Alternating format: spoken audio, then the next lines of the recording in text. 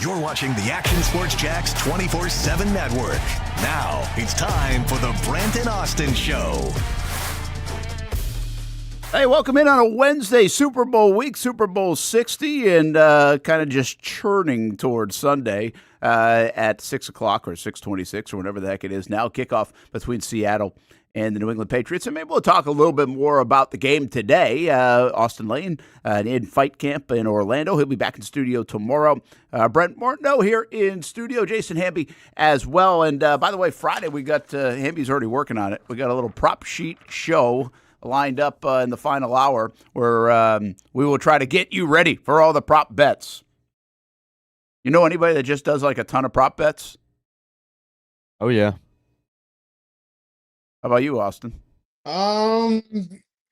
Not like a ton of them. I mean, like I know someone that's going to do like, a 3 or 4 game parlay or like a 3 prop parlay or 4 prop parlay. That person is me, but I don't know someone that's like super like obsessed with it. But like to me, like this is my last go around in terms of like betting, because like once like football's done, like I don't do college basketball, I don't do NBA or anything like that. I just focus on football. So like it's kind of like my last go around. So everything that I have left in the account, goes towards it, and either Empty the tank. Well, yeah, I mean, I already emptied the tank once for the holidays. I always take it out for some for the holidays, but now I got a little left over. So, fingers crossed, man. It's the last dance, if you will, of my betting experience of the year. I like it. My buddy, I don't know if he still does it. My buddy used to do like, the coin. If you're doing heads or tails, man. Dude, yeah. Go ahead and call the number, the hotline. Call the hotline. Yeah, for real, man. Dude, that is unbelievable amount of action. On that? I mean, yeah, if you're betting that, then, dude, it would take you, your thumb would get tired to scroll through all the action that you have, all your bets. Yeah. Or you just say, hey, it's red or black, baby, right? I mean, I like roulette. I like playing roulette. Yeah, I just don't understand with sports betting though. Like, if you're gonna bet on the coin toss, like there's no skill involved. Like, at least, okay, Kenneth Walker over, rushing yards. Okay, well, you can make arguments from both sides. If you watch the Seahawks, you're probably gonna rely on him a lot. But like with the coin toss, we didn't go off of. Well, last year it was tails, so this year it might be heads. Like, come on, man. Like, I feel like that there's no skill involved when betting the coin toss. Yeah, that is true. There's nothing to, at least even in roulette, if you're at the casino, you can play the trend. Sure. Right? Yeah. And I don't know if there's skill involved, but you can definitely play the trend. Anyway, we'll have that on Friday. So we're trying to mix it up a little bit, have some fun with we're navigating this week a little bit anyway. And there are some fun prop bets, so we'll see if anything comes true. Maybe a phantom $5 wager on every one of the prop bets. As for the Super Bowl, well, I should say as for the Pro Bowl, did anybody I didn't see a lick. So I was tuned in for 5 minutes. Were you for 5 minutes? Yep. Austin, did you check it out? No. I mean, I saw the clips and the highlights, but I didn't give it any of my time at all. Yeah, I don't know who won. Driving, so. I don't. Yeah, I did see it actually on ESPN. That's what reminded me. It was like the headline today. Now they've taken it off. Oh no, there it is. NFC won 66-52, and quite frankly, I don't even know what that means. I don't know how the points were distributed. Well, you had to go for 2, I think. Okay. Or at least the 2 touchdowns I saw, they went for 2. I don't think you could kick. Ty asked me last night. He's like, "Did they do the games and the game, like the flag football?" I was like, "What game?" "Oh, flag football game." I was like, "I don't know." Let me tell you this. 10 minutes in, Brandon Aubrey is playing offense.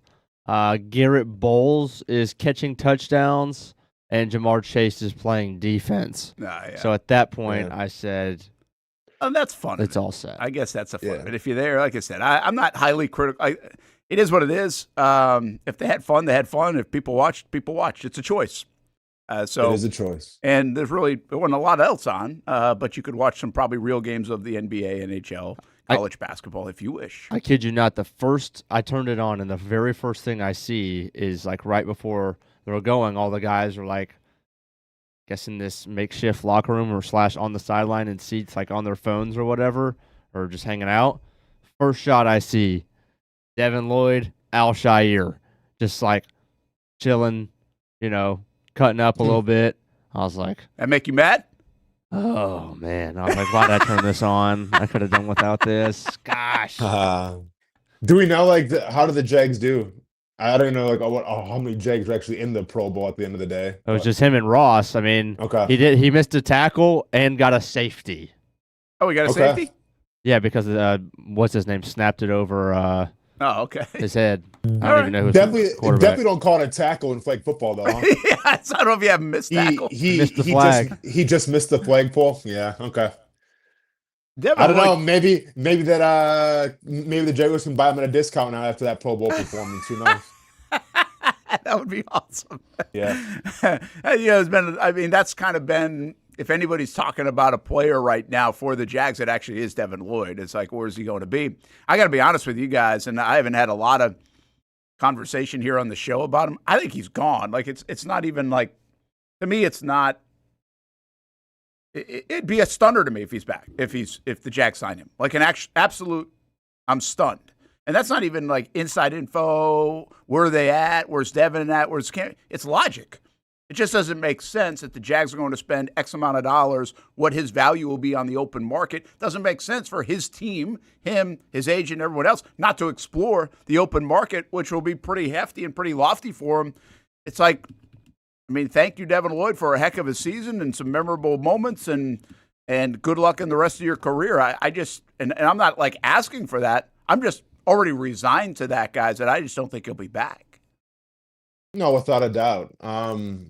Because there's going to be a team out there that's willing to pay top dollar for arguably, the best linebacker in this free agent cycle. And I don't think the Jaguars are going to try to match that. And I don't think the Jaguars are going to try to franchise tag him because that's going to be a lot of money as well. So, yeah, I think, unfortunately, I think Lloyd is probably going to be gone, and they're going to have to find a replacement that's going to be a playmaker just like he was. Hamby, there's no hope on that, right? No, I don't think there is. A reporter asked him yesterday, actually, about that, and he said, according to this reporter, that he hadn't had any contract talks with the Jaguars, which doesn't necessarily mean anything at this point in the offseason. I mean, the season just ended. But I'll read you the quote. He was asked if he'd like to see himself back in Jacksonville, and kind of said the exact same thing as he kind of echoed to y'all in the locker room. He said, quote, "I want to be where God wants me to be. For me, being back in Jacksonville, my mom lives out there. Obviously my lady is out there. There are a lot of pros to being out there. And so for me, it's just about being in the right spot. Ultimately, that's the number one and most important thing, being in the right spot." Yeah, I don't know if it's the ultimate number one. I respect it. I don't think it's the number one thing. I mean, God's going to God's going to hit him up on text message and be like, "Hey, bro, extra $7 million in San Fran. Let's go. What are we talking about? This is what we need." Yeah, that's right. Now, hey, you can factor in a lot of that. Now, I mean, if San Fran's the one interested or something, it's a hefty tax, tax. So there is that. But again, I mean, the one thing that we have discussed a little bit is does it even make sense, or will the Jags even make an offer? Because wherever you fit on an offer sheet, you've got to make sure you're not disrespecting the player too. You don't want to just put something out there. That's not good business either. Right. And so the conversations, I think, have to be real, and you got to be just transparent on it. And I think they will lead to Devin Lloyd not being here. And again, I'm glad to be wrong, but I just don't see the logic. It doesn't seem to make a lot of sense where the Jags are at cap-wise and everything else. Keep in mind, going in, even with the cap, I think they're over $9 million. They're going to have to make some moves, which is easy to do. I mean, $9 million is really nothing, but they're not going to free up $80 million most likely either in terms of cap space. This is not going to be a big spend this year, we don't think, from a free agency standpoint. They have to get out from underneath some of these contracts over the next year or so. The Eric Armsteads of the world, they're going to pay on Tyson Campbell. It doesn't make a lot of sense to throw a lot more money on there. But I do think it's tricky, Austin, because they also feel like the time is now. So you can't just shed, because the time is definitely now. And actually, like Trevor, I've been seeing this a lot the last couple of days on Twitter. His cap number is like $24 million this year, which is very reasonable. And when we were having a lot of the discourse with Trevor over the middle of the season, a lot of people would say that they kept throwing that out there. he's a $55 million quarterback. Well, really, he's on the hook for like $17 million this year. So it depends which way you want to frame it, which way you want to look at it. But the bottom line is, with Trevor at $24 million, with the way the Jags are right now, I mean, they certainly don't want to go backwards. They're in a good spot to potentially go forward. No, I mean, it's all about going forward. You always have to. And right now, I mean, there's a lot more teams that have a lot more money to work with. Not to say the Jaguars can't maneuver some things around and everything, but I think when you talk about the roster construction of a successful NFL team, it always starts with the quarterback, right? Like, there's no surprise right now, and it's kind of crazy because like Seattle has some of the most. Like, I think they have like what, the third or fourth most salary cap going into next season. But you talk about like how much you're paying your quarterbacks, right? And usually, obviously, when you're talking about like the top 5 contracts of the quarterback position, that's going to command a lot of your salary. So then you can't afford to sign other players and re-sign other players. At least with Trevor Lawrence right now, the way that it looks, I mean, I forgot where it ranks, but it almost comes at a discount a little bit, and that's going to be super beneficial going forward. Now, eventually, the goal is going to be you probably want to re-up Trevor Lawrence again, assuming he keeps on progressing to what you think he can do, and you have to cross that bridge when you get to it. But right now, it opens things, a lot of things up, just because you're not giving him technically top dollar money at the quarterback position. Yeah, that is true. Speaking of Lloyd and this kind of situation, and I think we'll get obviously a lot more into it, toward the end of February, the combine, really with James Gladstone's time, how he's going to now reimagine this team. And I mean, I'll plant the seed. I've said it already once or twice. I think it's going to be fascinating to see how they put the pieces together. They did a wonderful job of putting the puzzle pieces together. So there's not just the economics of this. There's also the feel of it, the chemistry of it, the team part, and how it blends together. And they did a wonderful job of that with this staff. Can they duplicate that as you pull back and lose some? Can you go ahead and recreate that in even a more championship kind of way, which is what they're going to try to do? And we'll have a lot of those conversations. But I think that's one of the biggest hurdles to do. I think the financial part is easier than that part of it. You just have to have tremendous feel for what you're building. Couple of thoughts on what we're talking about right now. YB400 said, the Pro Bowl was last night. Better off watching Cooper Flag. That might be a thing. Let's see. I don't think Ventrell Miller is up to par with Devin Lloyd unless we find some dude in the draft that plays like him. On this roster, nobody plays like him next to Foye. I've already heard a billion times that this is a strong linebacker class. I just saw that yesterday. I can't remember where I saw that, and I was like, oh, well, that even makes more sense, right? I guess the off-the-ball linebacker class is really good. That's what everybody's saying. And that's what they're saying. What does that mean? I don't know, but we will see. And again, I think it's worth noting on the Ventrell Miller front, if we sat here back in August, you have no idea Devin Lloyd's going to do this. In fact, a lot of people are like, get him out of here. And Ventrell Miller might have won that job. So Ventrell Miller in this defense, given opportunity, who knows? Maybe he can perform. I don't know about this level, but we also know Devin Lloyd's not going to perform to the level he just performed. It's almost impossible for a linebacker to back that kind of year up with splash plays. Agreed, but I think when you look at this Coach Campanelli defense and what he's going to try to do going forward, who's going to be the guy that's going to come in and replace Devin Lloyd's ability to rush the passer in blitz packages? Because they showed when they sent 4, they weren't necessarily always getting home, right? And that starts with the interior. So Lloyd, and this is what I think makes him a little bit of a unicorn and what made him so great, is that not only his ability to blitz, but his ability to pass rush games in the blitz as well. Like, if you go back to a lot of success early in the season in terms of, Trayvon Walker when he was getting home and Josh Hines-Allen in the middle of the season, a lot of that was predicated off of, Devin Lloyd essentially setting picks from the linebacker position. And that's a very hard thing to ask of a linebacker. I think when you talk about Ventrell Miller, he's a guy that's going to be super reliable in the run game, always in the right spot at the right time, it seems like, a very physical presence. I remember his hit on Derrick Henry a couple years ago. Like, you're not worried about Ventrell Miller in the run game, but what you are worried about is if this team can't generate pressure with 4, do you trust Ventrell Miller to run those blitz packages and run those games? I don't think we've seen enough of that. So if I'm James Gladstone, that's one of my top priorities in this draft, is finding an athletic linebacker, off the ball linebacker, who's going to be willing to blitz, set the games. And then obviously if he's good in pass coverage as well, let's go. Just because, if you want to knock Devin Lloyd this past season, even though he had some interceptions, there was a couple times where he was a little out of place, not dropping deep enough in that zone coverage, and the Jaguars need that obviously too. That's a good point. Good explanation there too. And it kind of, when you're saying that, it reminds me of, I thought if we go put our minds in the conversation, just go back and listen to a show from last March, I thought Evan Ingram and Christian Kirk, both of them would be really hard to replace. From what they brought in the locker room, some of the production, the trust factor with Trevor, all those different things. The bottom line is they weren't hard to replace. I mean, they replaced the production and didn't seem like there were any locker room things or anything else. And that's not a knock on those guys. I just think they were able to figure that out. I think the Etienne Lloyd conversation could be more difficult in terms of replacing. And I think that's where the Jags are again. In fact, I don't know. I mean, there's going to be the two top guys on the list of who they'll have to replace. A lot of other guys are going to be back, but that's it. Can they replace them? And some of those hidden things that you're talking about, too. We're going to look at the stats, and we know that Devin Lloyd probably isn't going to have 5 picks again. That probably will be a career high for him. He probably won't have a 99-yard pick 6.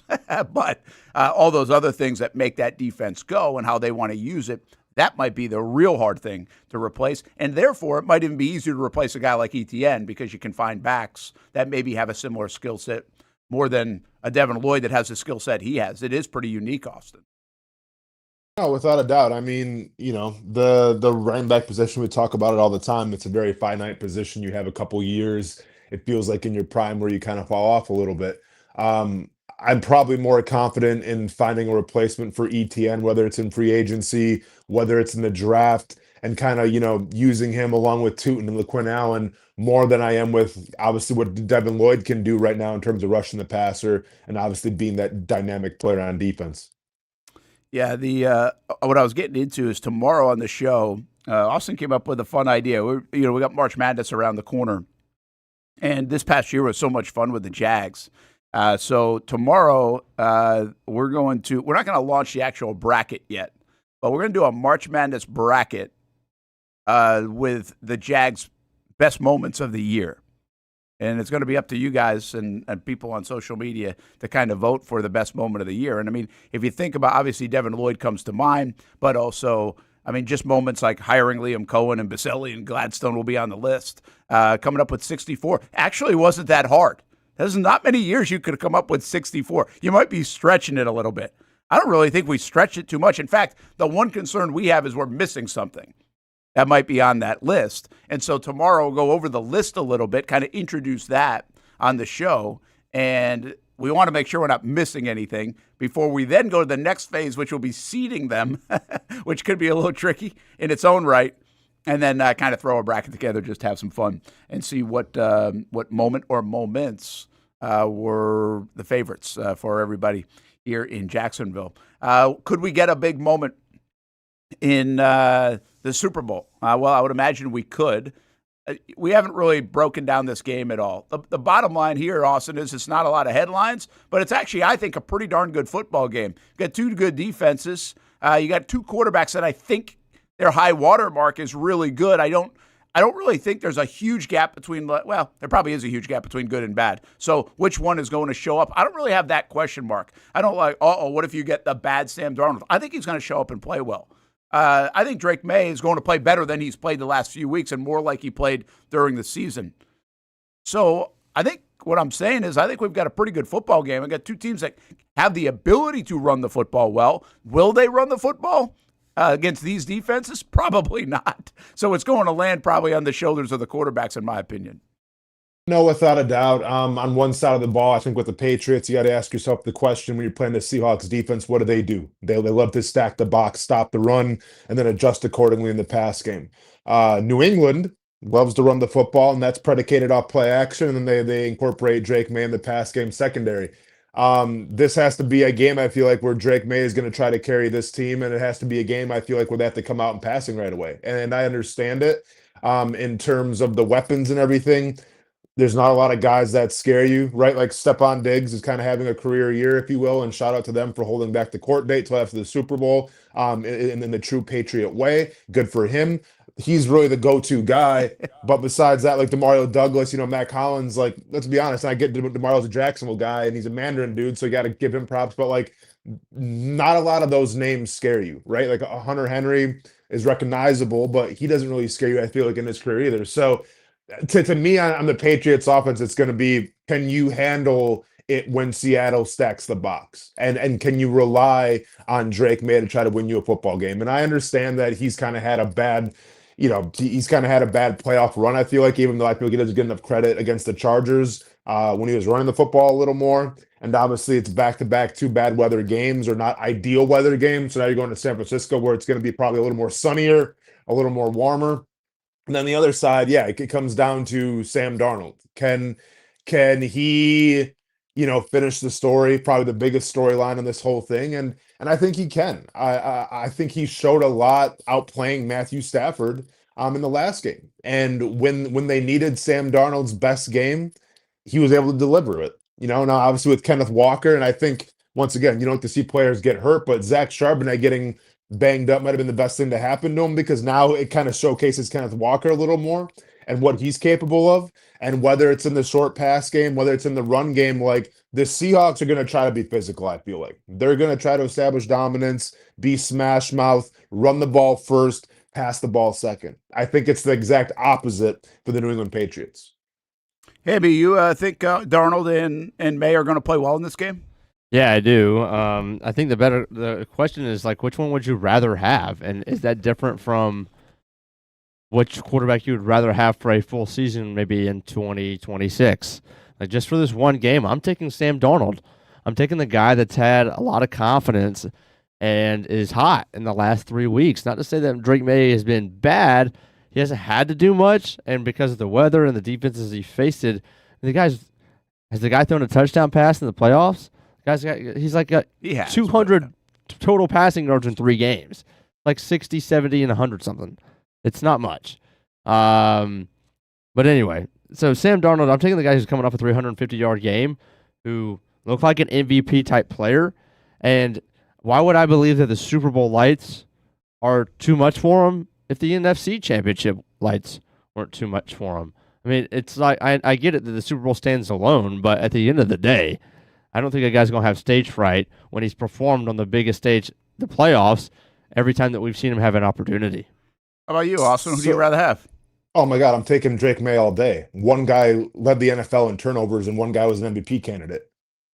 I'll let you take a guess which guy that was. So I'm definitely taking Drake May over Sam Darnold. Not to knock Sam Darnold, because once again, he had his best performance. You just did this against in the NFC Championship. You said you were going to take Sam Darnold because he was going to turn the ball over. Andy, do 350. Do I trust the guy who led the league in turnovers, or do I trust the guy who's an MVP candidate going into next season? Throwing to Demario Douglas, throwing to Stephon Diggs, throwing to Hunter Henry, or throwing to arguably the best wide receiver right now in the game next to Puka Nacua and Jack Smith-Njigba. I'm probably going to take Drake May. And with Sam Darnold and everything, like, listen, and it'll be a showcase for him as well. Because when you talk about where New England's great, like, they have one of the best cover corners in Christian Gonzalez. He's not going to take Njigba. Like, Njigba makes all his money in the slot. And this is why Njigba is such a dynamic threat. Because, yeah, you can go on the outside if you want, but why not have him off the line of scrimmage? Why not give him a 2-yard head start and see what he can do? So I think that's going to be a huge question for New England of how do they shut down Jackson with the Jigba, because a lot of teams haven't had that answer.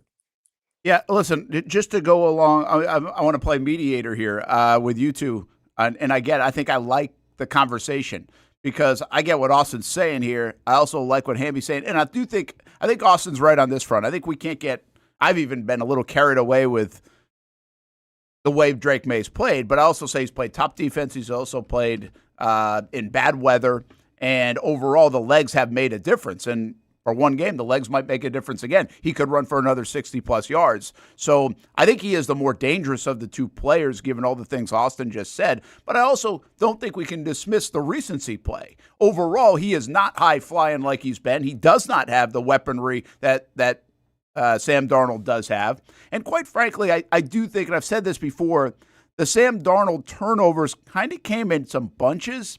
And really, you go back to now, I think I just did this. Let me just take a look. Let me take a peek, see if I'm right. He had a 4-interception game against Seattle back in the middle. I'm sorry. I'm against LA in the middle of November. Since then, he has 4 interceptions. He must have some fumbles mixed in there, and that's where some of the turnovers have come from because he has 20 on the year turnovers. But my point is, it's not like every game he's throwing a pick or two. I feel like he's playing a lot cleaner, Austin. So I'm just, from a recency standpoint, I feel like Darnold is playing the better quarterback right now. And I know you got to put the factors in there. He didn't have to play in the weather or against 3 of the top 5 defenses in the NFL. And that's going to be the preparation H front set of the day. Brent, who you taking, Sam Darnold or Drake May? Oh, Sam Darnold. Good Lord. Okay. No, I was playing mediator first. But I think both are valid sides. I just think you're hoping that May gets back to where he was. And we know in sports, like, if you're not there, like, here's the thing that gets dismissed, I think, about the Drake May stuff against Denver. The Denver game, before the snow came, he comes into these games, these playoffs, as I think the most accurate passer in the National Football League this year. That's like one of his things. He's a 70% passer. He was throwing balls at people's feet in that game. Like, passes that normally would be completed were at people's feet. To me, it looked like he was a bit gun-shy. And I think even Romo really made the point, and I think he was dead on, because we've seen it said around here. Don't turn the ball over. Don't turn the ball over. Don't turn the ball over. That's what's being echoed all week, because that was the narrative. He had 6 turnovers, I think, in the previous 2 games. And so when you do that, you're not letting it rip. And I think right now Sam Darnold's letting it rip way more than Drake May, at least coming into this game with what I saw. Before the snow, forget about even on the open completions. And I mean, listen, he made 3 terrific plays in the, I think it was in the Chargers game with his arm. Obviously made some plays with his legs. And I do think he is dangerous with his legs here.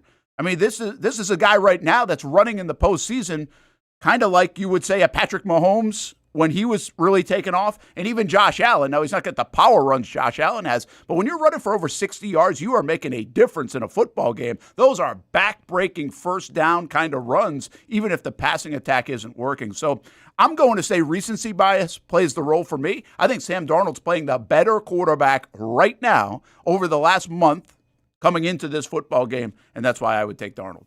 Because at the end of the day, Austin, if you're down 6 points with a couple minutes to go, or you're down 5 or whatever, you need a touchdown, you're taking Sam Darnold all the whole time. You're not taking Drake May. Are you telling me I'm taking Sam Darnold with New England? So if you switch it up and you put Drake May on Seattle's offense, you put Sam Darnold on. But I'm not. I'm saying, which quarterback do I want? What quarterback? The quarterback. Yeah. I'm taking Drake May. I'm not. If it's just a quarterback, okay. I mean, that's great, man. And I think Darnold, he might turn the ball over. Honestly, over half a pick might be a decent bet in this game. But if he throws 3 touchdowns, normally, obviously, the team that wins the turnover margin in the Super Bowl is going to win it, obviously, in every football game. Especially, it seems like that stands out in the Super Bowl. But he's gonna throw touchdowns. Like, he's going to move the ball down the field, where Drake May might have 3 straight 3-and-outs. There's going to be... Are they going to be able to push the ball down the field against the Seahawks defense? I don't know. If I need a touchdown at the end of the game, I'm taking Sam Darnold 10 times over Drake May right now in this particular football game. I don't know if I feel strong about that. I don't know if, given the guy, I think in that situation, like you're presenting that situation, I don't know who I really feel. This isn't like Tom Brady against Sam Darnold or something like that. Well, I know it's not that. But I actually think I would argue against Austin's point a little bit is the fact that he does have more help. Like, Sam Darnold has more help in this game. So he's not going to do as much. He's going to have Jackson Smith and Jigba make a play, catch one for 12 yards, maybe go for 40. There's going to be less of that with New England given the circumstances of who he's got throwing to. And while I say, hey, that might mean long-term better quarterback or just overall better year, better everything else, that's fine. But in this game, I want the weapons. I want the weapons to complement me. Yeah, I mean, if I'm going to start a quarterback next year for my team, I'm starting the quarterback that had the worst offensive line, that had the worst wide receiving core. Run game's debatable, but he's one of the most sacked quarterbacks for the first 3 quarters of the season. I'm taking Drake May because through all that, I'm taking Drake May next year too. So we're just talking about for this game, or we're talking about for next season? Yeah, just one game. Yeah. Okay, yeah. So Drake May. I mean, I don't know what you want me to tell you. Well, that's okay. That's what this is for. It's what we do for 3 hours a day. We don't have to agree. And luckily, you're not in close range to punch Hamby, so that's good. Yeah, there you go. It's always about the quarterbacks with me and Austin. It does. It brings the most heated arguments with you and Austin. I kind of like that. Hey, what would you say? Again, we'll get more into it as a couple of days because why not? What do you say is the most dangerous part of both teams? The most dangerous part of both teams? I mean, is it Jackson Smith and Jigba, or is it the front of Seattle? Is it the front of New England or Drake May? Like, where do you think like they're going to win the game because of this either unit position? Not the whole defense, okay, but. got you. I mean, obviously in Jigba, he could be the X factor on the Seattle offense just because once again, like, how do you stop him? Because they're going to use him out of the slot and everything. And like, I get New England's got some pretty good secondary guys, but like, I'm not sure if they have the guys that can keep up with in Jigba, set aside from Christian Gonzalez, but he's on the outside predominantly.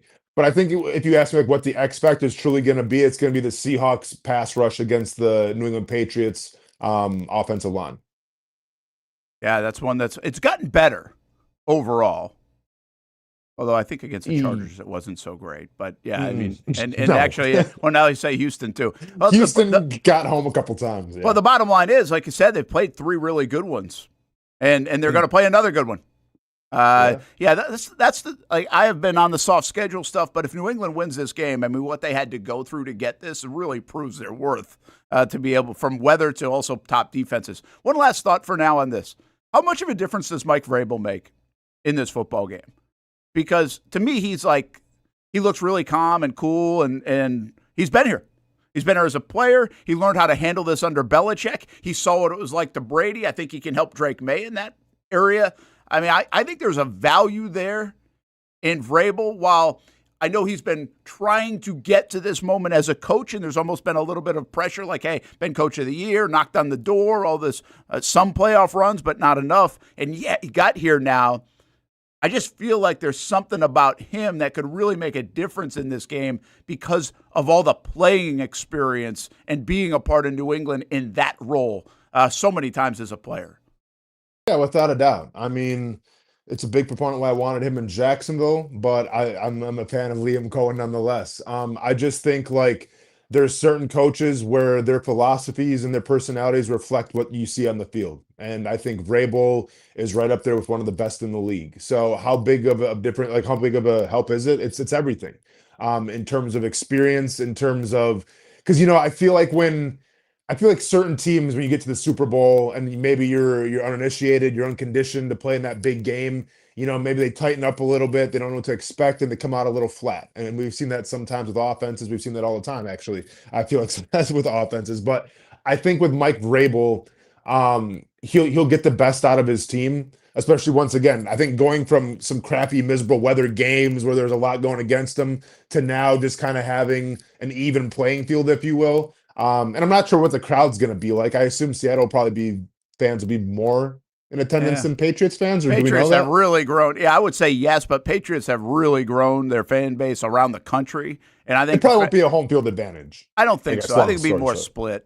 Yeah. So I will say this one thing about that: Seattle, when I was at MetLife Stadium, and they played Denver. Now that had been like the first time in a long time, whatever I think for them in the Super Bowl, and they won 43-8. That was the first time I had been to a Super Bowl where I thought there was a home crowd advantage. Because usually it's like corporate America, and you get certain tickets for fans, but it's very split. It's not like this ruckus atmosphere.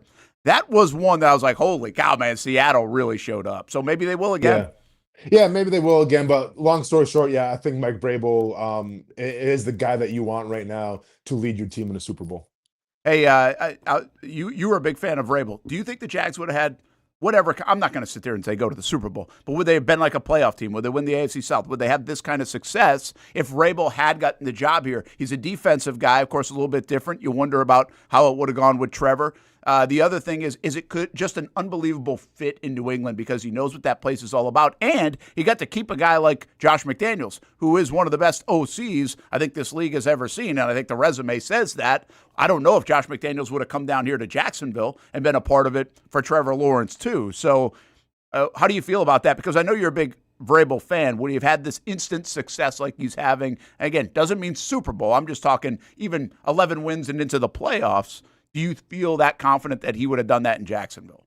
Yeah, I mean, it really depends on the offensive coordinator who he would have brought with, but I truly believe that if McDaniels would have came, that they would have had just the same amount of success, I think, with Vrabel. Just because you watch what Vrabel was able to do in Tennessee with far less. Now, yes, you had a Hall of Fame running back at your disposal, but at the end of the day, the quarterbacks that you had with Ryan Tannehill and Mariota and everybody, like, I think you really, like, to me, coaches can take, decent players, an elevated team, and win divisions. And Vrabel did that in Tennessee. So you give Vrabel Trevor Lawrence with a decent offensive coordinator. And yeah, I think the culture would have been changed. And I think that, Trevor would have still been Trevor. But at the end of the day, I think it makes a lot more sense for Vrabel to be in New England.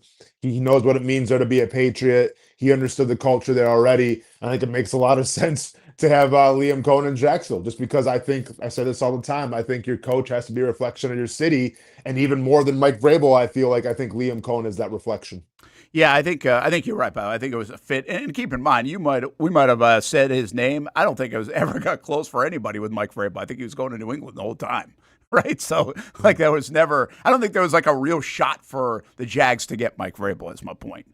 And he does land in this predicament, which is an amazing situation, that Josh McDaniels is going to be the guy. McDaniels is going to be the guy and as an OC for a long time. I don't think he's going anywhere. I think that you've got your OC who's very good, but not going to get the promotion to head coach. The Jags won't have that on the defensive side for Liam Cohen. So I really think that helps the Patriots kind of establish something long term, because I think McDaniels is a high quality OC. Obviously didn't work out with head coach. I don't think it's going to work out as head coach, but he's got some of those traits. So it's basically like you've got two head coach guys that are going to be there for a long time, much like Kansas City, Austin had with Spagnuolo, right? I mean, they were able to keep him for all these years and had a taste of the head coaching, but really felt like he wasn't going to get it. But he's that good at DC, and you get to keep that. You get that continuity. That's tremendous. And a lot of these teams don't get the fortune of that. The Philadelphia Eagles haven't. They get rated every year. Sean McVay doesn't get that. They get rated every year. And I think New England's kind of established for a long time to come, at least with those two guys, and it all starts right there. We'll talk more about Super Bowl 60 in the next couple of days as well. And Joe Burrow, Joe Flacco. Jeez. Oh, man. Joe looks so happy to be there. My God, thrilled. Yeah. I don't know, man. I don't know why anybody would have played in that game, honestly. Yeah, it's pretty wild. They got him Where to go. was it? Yeah, I don't know. It was in California. Yeah, it was, but it wasn't at the stadium, right? No, it looked like it was in a parking garage. Legit. Hey, I think Mr. Hugo wants to know where you think Giannis is going to land. We'll ask you that before we let you go. It's coming up next on the Brent and Austen Show on Action Sports Jax 24/7 Network. If you don't see a pit, it ain't legit. When you hear that, you think Bono's Pit Barbecue, a staple in Northeast Florida now for 75 years. A place that feels like home with friendly service, a meeting place for friends, family, or business occasions. On the menu, the corn nuggets are a favorite in our house, but there's something for everyone. Sandwiches, platters, salads, sides, desserts, and family feasts. You see Bono's all over the place in Northeast Florida. You know, there are almost 20 locations in the Jacksonville area now, so stop on by, sit down, and dine in with Bono's. You can also take it to go. There are drive-thrus in many of the locations, and they have delivery options too. Just download the Bono's app to make things easy. I signed up for the loyalty program, and you can too, to get special offers. If Jacksonville is home, few things feel more Jacksonville than Bono's Pit Barbecue. Celebrate 75 years and many more to come. Bono's Pit Barbecue. If you don't see a pit, it ain't legit. Hi, I'm Greg Mackey from Cycles of Jacksonville. Whether you're looking for a side-by-side, ATV, motorcycle, or scooter, Honda has what you need. The Honda Talon. Ultimate performance meets family-friendly fun. Prices starting at $363 a month. Or the sporty Honda CBR 650 starting at an affordable $204 a month. Stop by and choose your adventure from a full line of Honda products. Only at Cycles of Jacksonville on Atlantic Boulevard. Family owned and operated since 1983. Hello, I'm Kenny Lay of Kenny Lay & Associates. Since 2003, our firm has fought exclusively for the rights of men in family law. Divorce, modification of child support, alimony, custody, and more, all for men. A father is vitally important to a child's life, and being a man is not a reason to pay more in child support or alimony. I'm a single father. I get it. If you have a divorce or other family law issue, contact Kenny Lay & Associates at divorcemenonly.com.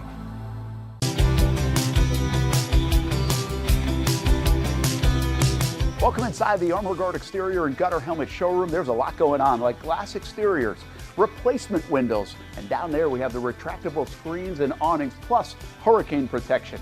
Let's talk more about those gutters, and to do that, we bring in Kevin. He's the owner, he's the expert. Why Gutter Helmet? Well, Gutter Helmet's truly the only maintenance-free product. It lets the trash and debris go on the ground, the water wraps around and goes inside. Unlike filters, they sit on top of the gutters, and the trash and debris build up on top of filters, which requires maintenance. With Gutter Helmet, we're going to keep you off the ladder, the most dangerous thing in your garage. With Gutter Helmet, you'll never clean your gutters again. So get off the ladder and put on the helmet. Gutter Helmet. Get a free estimate at gutterhelmetofnorthflorida.com. You can also call 904-762-7779 or visit the showroom on St. John's Bluff Road in Jacksonville. In this video, I'm going to show you how to easily access Action News Jax Now using your Roku device. First, launch Roku. Next, use the menu list to scroll down to the search feature. Then, use the remote to enter Action News Jax into the search bar, and then click Action News Jax thumbnail. Once you see this screen, go ahead and select Add App. Wait a few seconds for it to install. Once it finishes installing, press the star button on your remote and click on Move App or Move App to the top. Finally, select the app back on your home screen to open it. Now you can watch all the great content on Action News Jax Now. Live daily breaking news. We have breaking news happening right now in Clay County. First alert weather and traffic. Looks like we have a tornado warning. Let's take a look at that. Action Sports Jax 24/7. We've got the Brent and Austen Show daily, live sporting events, and long-form interviews you can't see anywhere else. And shows like Law and Crime and much more. And that's how you access Action News Jax Now using your Roku device. Most of us know how to throw.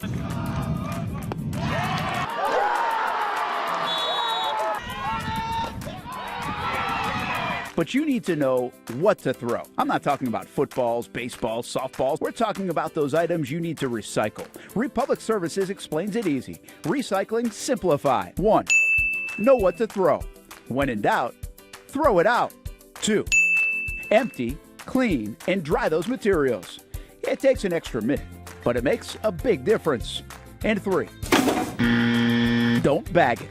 This makes the recycling process faster and more efficient. This is a look at the Republic Services North Florida Recycling Center. You can make this process even more efficient. By utilizing those 3 steps, Republic Services can help you become a better recycler in your home. Learn more at recyclingsimplified.com. Welcome back to the Brent and Austen Show, streaming on the Action Sports Jax 24/7 network. All right, real quick, I just had to say this one more thing. Shedeur said that now he has confidence that he can play at the highest level in the NFL. After this? And yeah, I don't know if the question was misleading. I'm not going to claim to have read the entire interview or whatever it was, but maybe we just keep that to ourselves. Anything that has to do with expectations moving upward or downward after the freaking Pro Bowl. Yeah, I don't know. I'm not going to jump in the hate on Shedeur Sanders camp. It's not his fault they invited him to the thing, you know. But I don't know how. It just doesn't look like he's going to be good. It'll be interesting to see what Monken does. Don't you think, Austin? They're going to start with Deshaun. Why wouldn't you see what Deshaun Watson has? Right? I mean, it's going to be his job to lose. They've got him under contract. You got to play him. Yeah, correct. I mean, I think he's going to get the first look, and then depending how that goes, then maybe bring in Shedeur Sanders. But and we talked about this last week, or I guess it was a week and a half ago, whatever the case. That I feel like they brought in Monken because he's such a big Shedeur Sanders fan, which I don't know, like if you take that with a grain of salt. I don't know if that really means anything, but like when you hear the interview questions being, how would you develop Shedeur Sanders? I feel like the organization wants him going forward. So maybe the coach that was brought in because of his infatuation with Shedeur. And if that's the case, best of luck to you.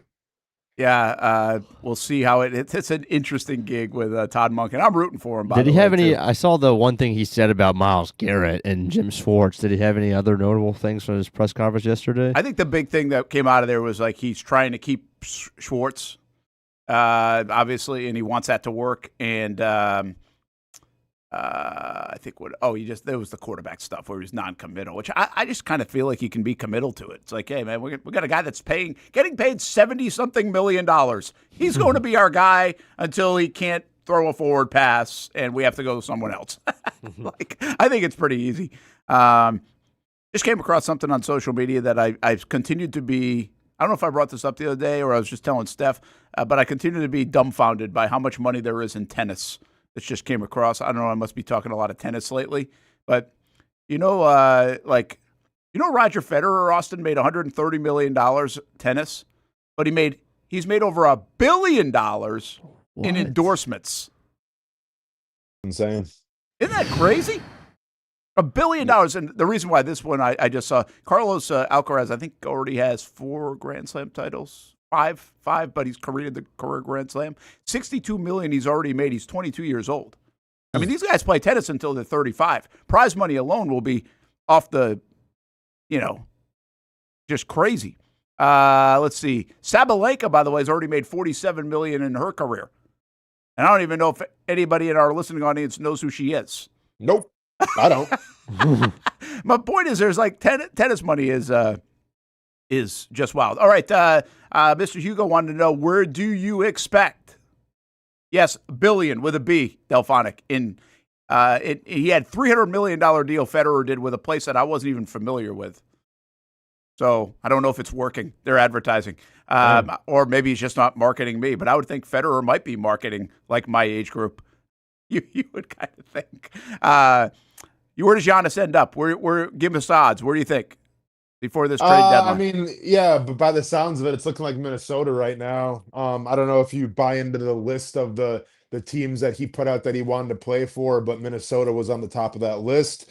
And it sounds like Minnesota is willing to part with some first-round picks and also some key pieces as well. So if I was to put the money down right now, it might be Minnesota. But like I just think Milwaukee's trying to wait for the best offer. Like they're taking their time with this. They realize just how great of a player he is. I think they're trying to get the best deal possible. So I think right now Minnesota's out in front. That's not to say Miami can't come in and offer even more. And good for Milwaukee for doing this. Now, if you wait till the deadline and nothing comes to fruition, then it's going to be like, well, what the hell are we doing? Like, did you ask for too much? So I'm all for playing the long game right now and seeing what the offers are. And take your time with it. And also, condolences to the Cleveland Cavaliers who, just got James Harden. That whole thing, how that went down, is really crazy. Essentially what you did there with James Harden is you said, we have a guy in Darius Garland. Him and Donovan Mitchell essentially rebranded, rebuilt our entire franchise, made him relevant again after LeBron left and Kyrie left.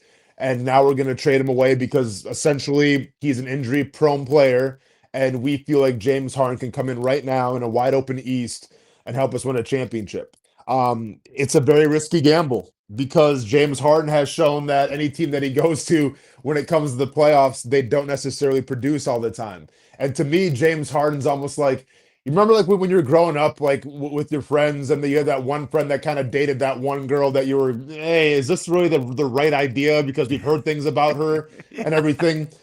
That's what James Harden is, man. Like, it's like, okay, he's flashy, right? She's flashy. She brings a lot to the table, but I don't know, man. I heard things, and then your friend's like, I can change her. I know what I'm doing here. And then it always backfires.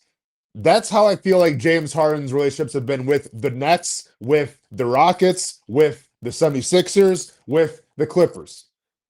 Maybe it'll change in Cleveland, but I wouldn't bet on it. Yeah, it doesn't feel like... It feels like you're better off going to get Robert Horry to help you win a title than it does James Harden. How about that? A little throwback. Yeah, there we go. I like it, man. What was that, 5 rings or 7 rings or something like Big that? game Rob, man. Absolutely. Guys, give me where is James Harden in the top 100 players? Like, he's the what best player? 30th? Gosh, I don't even know if he'd be that high now. I have no idea, so help me out here. I mean, at one time he was a top 5 guy, right? Top 3 guy. Well, maybe top 5 guy. I mean, he was a leading scorer for a couple years. I would probably, realistically, Hamby, when he's on and he's healthy, I would still consider him top 30, top 25. Yeah. Okay. And by the way, I don't think that's like a slight either. He's older.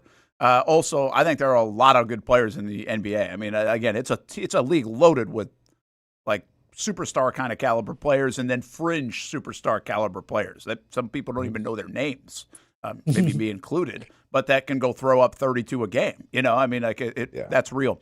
The trade deadline's tomorrow at 3 in the NBA. Detroit has been awesome this year. So has Oklahoma City. Would you take them right now if you could, either one of them? I mean, to have Chalk win out and go to the finals would be probably a little surprising. But do you like their chances right now to go to the finals and have a chance to win a championship? Yeah, but San Antonio makes it interesting in the West just because it seems like San Antonio's had OKC's number. Yeah, they have. and Wemby is just ridiculous. So, and you look at the East is kind of wide open. Like Celtics are surprising a lot of people. The Cavs can still make a run. I don't know how the Toronto Raptors and Scotty Barnes are getting it done, but they are as well. So, I mean, if you're asking me, do I take the Pistons or the Thunder? I probably lean towards the Pistons. I mean, I think that the Thunder are by far the best team in terms of the way they play defense and in terms of their offensive prowess. So to answer your question, I'm taking the Thunder or the Pistons to win it all. But it's basically because of the Thunder. Like, I think 3 or 4 teams in the East can go represent their conference, but I think the Thunder are a class ahead, even a little more than San Antonio right now. Well, what's interesting about that is, to me, Oklahoma City got off to such a good start. I think they were, something crazy, like 28-2. And so really over the last however many games, they're more like 12-9 or something like that, if my math is correct. So I don't know if that's just because you can't maintain that kind of start, which to some degree you can't, or are they backtracking a little bit, or is it just the middle of the season? We'll find out. The other question there is, if Giannis were to go to Minnesota, they're sitting there in like the 7th spot right now. Does he make them a championship contender? I think he makes them formidable. I'm not sure if they're the championship contender. Honestly, I think if Giannis goes to Golden State, they have a better shot than Minnesota. Just because I'm not sure how Ant Edwards and Giannis are going to coexist together. Even though it is similar to Steph Curry, because I mean Ant Edwards is a great 3-point shooter himself, but I also feel like Ant Edwards needs the ball in his hands at all times. So I'm not sure how they would coexist because Giannis's game is obviously predicated on driving and having the ball in his hands as well. So yeah, they're going to be a lot better, obviously, but I don't know if they're a championship caliber team. Yeah, it'll be interesting to see too if he's got to get healthy and fully healthy as well for that to happen. Hey, before we let you go, yesterday we had Frank Callagher on, Daytona International Speedway president. He was in studio. Well, we weren't. And we were talking about some different venues. Sunday night Stadium Series was a hit again. It seems like that's really worked in the NHL. What's left to do? And the reason why I bring up Daytona, because we talked about the Jags potentially playing down there. We've seen football games played. You've been to Welcome to Rockville down there. He brought something up in terms of where they've taken the trophy, and I thought this would be kind of a cool one. Why not Monster Jam down at Daytona International Speedway? Seems like that would be pretty cool. What's interesting about Daytona is the layout, and he brought it up. It's like 100,000 people in the grandstands, but it's all along one side. So it's not your typical stadium seating kind of feel. So you'd have to do a lot of work to kind of make that happen or shrink the capacity or whatever it might be. But what else is out there to do that people haven't tried? I mean, we've seen now basketball, I think, on a ship. I think in Dubai, they're building at the White House. UFC at the White House. That's right. When is that? Is that this summer? Yeah, July 17th or something, I think. I'm not sure. Yeah, and that's kind of interesting, right? That doesn't To me, that doesn't feel as much, and maybe it should, doesn't feel as much venue as it does place. It's like going to do something in Saudi Arabia or Dubai or Alaska or whatever more than it is like venue, but still, that is pretty unique. People get really creative now. There's so much money tied into this that I think money doesn't matter in a lot of these deals. Like, where do you want to go? Where do you want to see something? What are we missing? So to me, it's all about capturing the essence of like a backdrop or a background, and also just like to me like marvels of the world. So ancient Colosseum, Rome, UFC fight. I think pyramids of Giza or whatever, the pyramids. Sound levitation. Say what? Sound levitation. What is sound levitation? That's how they made the pyramids. Oh, gotcha. Okay, gotcha. I would host a soccer match there or a tournament. That'd be like raw. That I think that'd be a cool backdrop. If you want to talk about the Grand Canyon as a backdrop, not like obviously close to the edge, but like whether it's a tennis event or it's probably like more volleyball. But I'm not sure like what the wind would do. So I think the Grand Canyon would be a pretty cool event. And those are like really the three that I was kind of brainstorming on. Hamby, you got anything? Let me get some kind of football game like at Red Rocks. I mean, everybody's it's a very popular concert venue, but like if you could like get the stage and clear it out a little bit more space and put a football field there, then you'd have the natural seats. Obviously, with all the steps, that'd be pretty sick. What building did that dude just climb? Oh yeah, in Chinese Taiwan. Taipei. Yeah, let's get something like where we could sit up there after he helps us climb it, and we can look down on a game or something. I don't know. I feel like you can do like a lot of cool things with tennis, like on top of buildings and stuff. Well, haven't they built? Have I seen this again? This might be, who knows? It might be AI. In Dubai, don't they have some like elevated soccer field now? Like it's like super high. Sure. I feel like I've seen that. It looks like on like some towery type thing, but it's like overlooking. I just wonder if that's the next landscape of where we go, right? It's not necessarily venue or putting sports in different venues, which we've seen now with the stadium series in hockey and football in a NASCAR place and those kind of things. It's to what you said. It's more background. Is this real? Yeah, I don't know. I feel like it is because I feel like I've seen it a bunch of different times. That it is in Dubai, right? Saudi Arabia. Oh, it's in Saudi Arabia. Okay. Yeah, I think the background would be good. We were just talking about the 1,000-foot wave. Maybe they need that going crashing in the background in some sport. Now we're talking. And I think these are good ideas. I just think it takes a lot of money to do it. You know. Yeah, without a doubt. We do like that, by the way. Like if you go, you can watch a game in like North Dakota, Montana, some of those backgrounds. I think BYU, right, where you get the Rocky Mountains and the snow-capped mountains. There's something intriguing about watching a game on TV in that atmosphere. Now, going to it would be awesome too, but in that that background really makes a difference. If you could play at the Niagara Falls to where if you hit a home run, it would, land in the very, the bottom of it, and then you look up and that's the falls. That'd be pretty sweet. Yeah, that'd be a good backdrop. I don't know if some of these places you're not going to have the room to build some of these venues. Of course not. So more of the fighting stuff or something like that plays a role. And then where does weather factor in? But pretty good. Do you think it would make sense for Antarctica just to be like the first sport played in Antarctica, like have a hockey game there?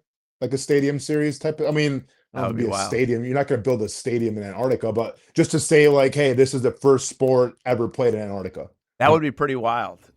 Torres in the chat says a field in Barrow Alaska. The Barrow, Alaska field that's the story that started with Bartram Trail and Kyle Parker and his family. They helped build that field for the high school in Alaska.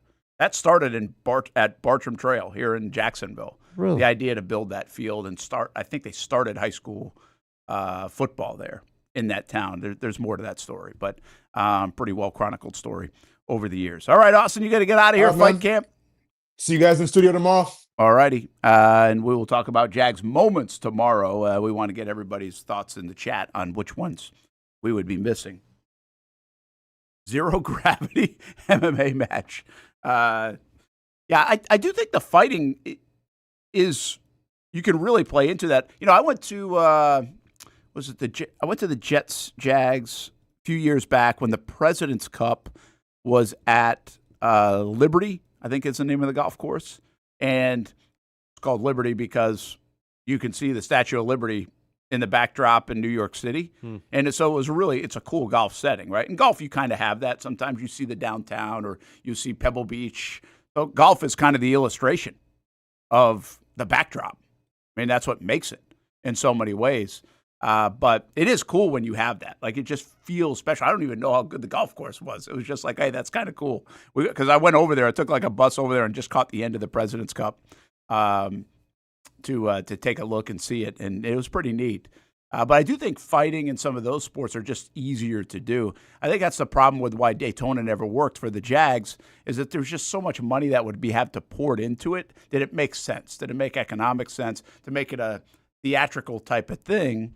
I think a lot of the elements of it made sense, but when you spend hundreds of millions of dollars maybe to make it work, and I think that was the case even in Gainesville, it was going to be like a price tag over $100 million probably to make that the way you needed to make it for the NFL. It would probably be more than that down at Daytona. And for a season of football, would have made a difference? Could they make it back? Maybe so. But obviously somewhere in there they decided it wasn't worth it. And it's still going to go through all the NFL channels. That might have been a hard part too. Orlando seems to make so much more sense and be a little bit more seamless in that regard. Talk a little more about the NFL and your Jacksonville Jaguars. Plus, National Signing Day is here today. How will your best team fare? And really, the more important part for us is we like all the local kids getting a shot to play at the next level. So a lot of signings going on here on February 4th. And there is that shot, Barrow, Alaska. I'll have to refresh my own memory on all the details of it. This was before my time here in Jacksonville. But it's pretty cool. Did they make a movie about this? Am I making that up? Or maybe there were thoughts they were going to make a movie about it? It's negative 15 there right now. Yeah, that's a pretty neat story. But again, I think that Kyle Parker was a tremendous player from Jacksonville, played football and baseball at Clemson. You know that name, Hamby? No, I don't. So Kyle Parker and I think his mom spearheaded that whole thing. I got to get all the details. I'm a little rusty on some of the details of that one, but pretty neat how that all happened. I think like ESPN did a 30 for 30 on it or something. There's some big documentary or movie or something, and maybe even a book to boot on the whole Barrow, Alaska thing.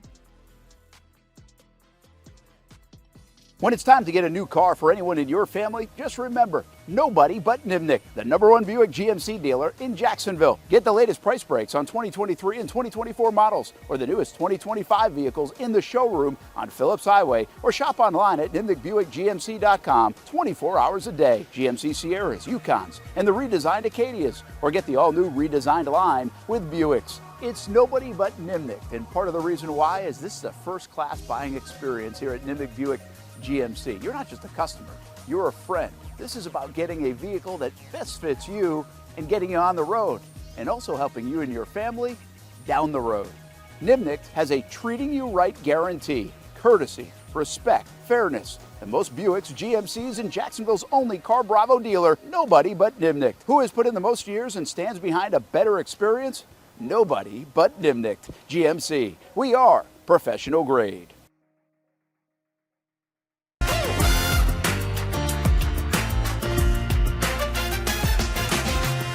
Empower a future, inspire a dream. It's a bold but simple mission for the Jacksonville Police Athletic League known as Jax PAL. Help the next generation of kids in Jacksonville shape a brighter future. Their after-school programs, teenage leadership programs. There's community outreach. This has been just an awesome opportunity to be out here with my colleagues and do something good for the community. It's really been an interesting opportunity to just see everybody work together in a way that we don't normally in the office. And there's sports.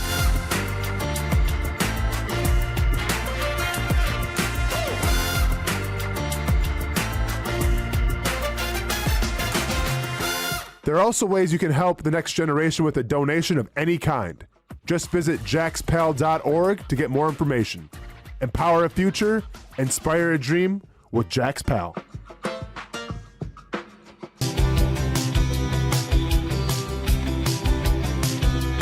Welcome inside the Armor Guard exterior and gutter helmet showroom. There's a lot going on, like glass exteriors, replacement windows, and down there we have the retractable screens and awnings, plus hurricane protection.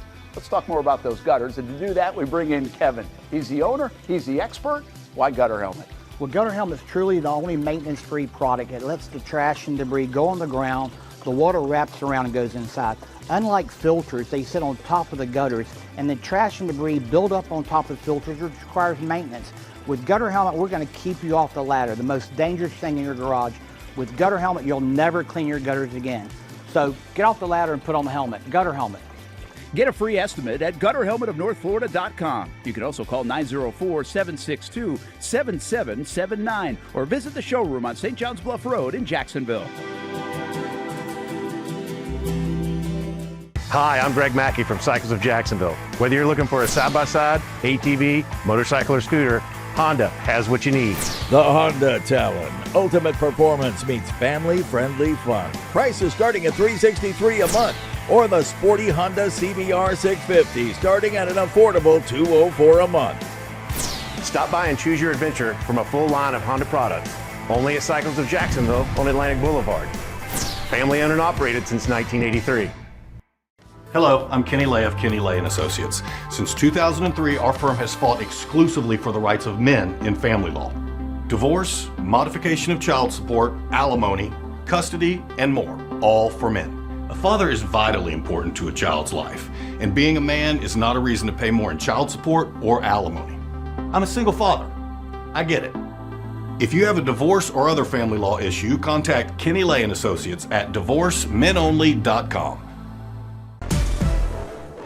CGC Water Treatment and Plumbing is taking their 75-plus years of expertise and expanding to CGC Home Services. Water treatment and plumbing is still a big part of what they do, and now they can do even more for you. Home services like kitchen and bathroom remodeling, showers, sinks, faucets, toilet repair, backflow testing, and the list keeps going.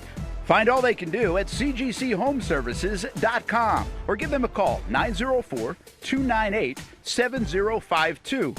It's a new look and a new name with the same expertise. They've been serving homes like yours since 1946. CGC Home Services, right here in Jacksonville off St. John's Bluff Road, 904-298-7052. And visit cgchomeservices.com. Florida license number CFC 1432579.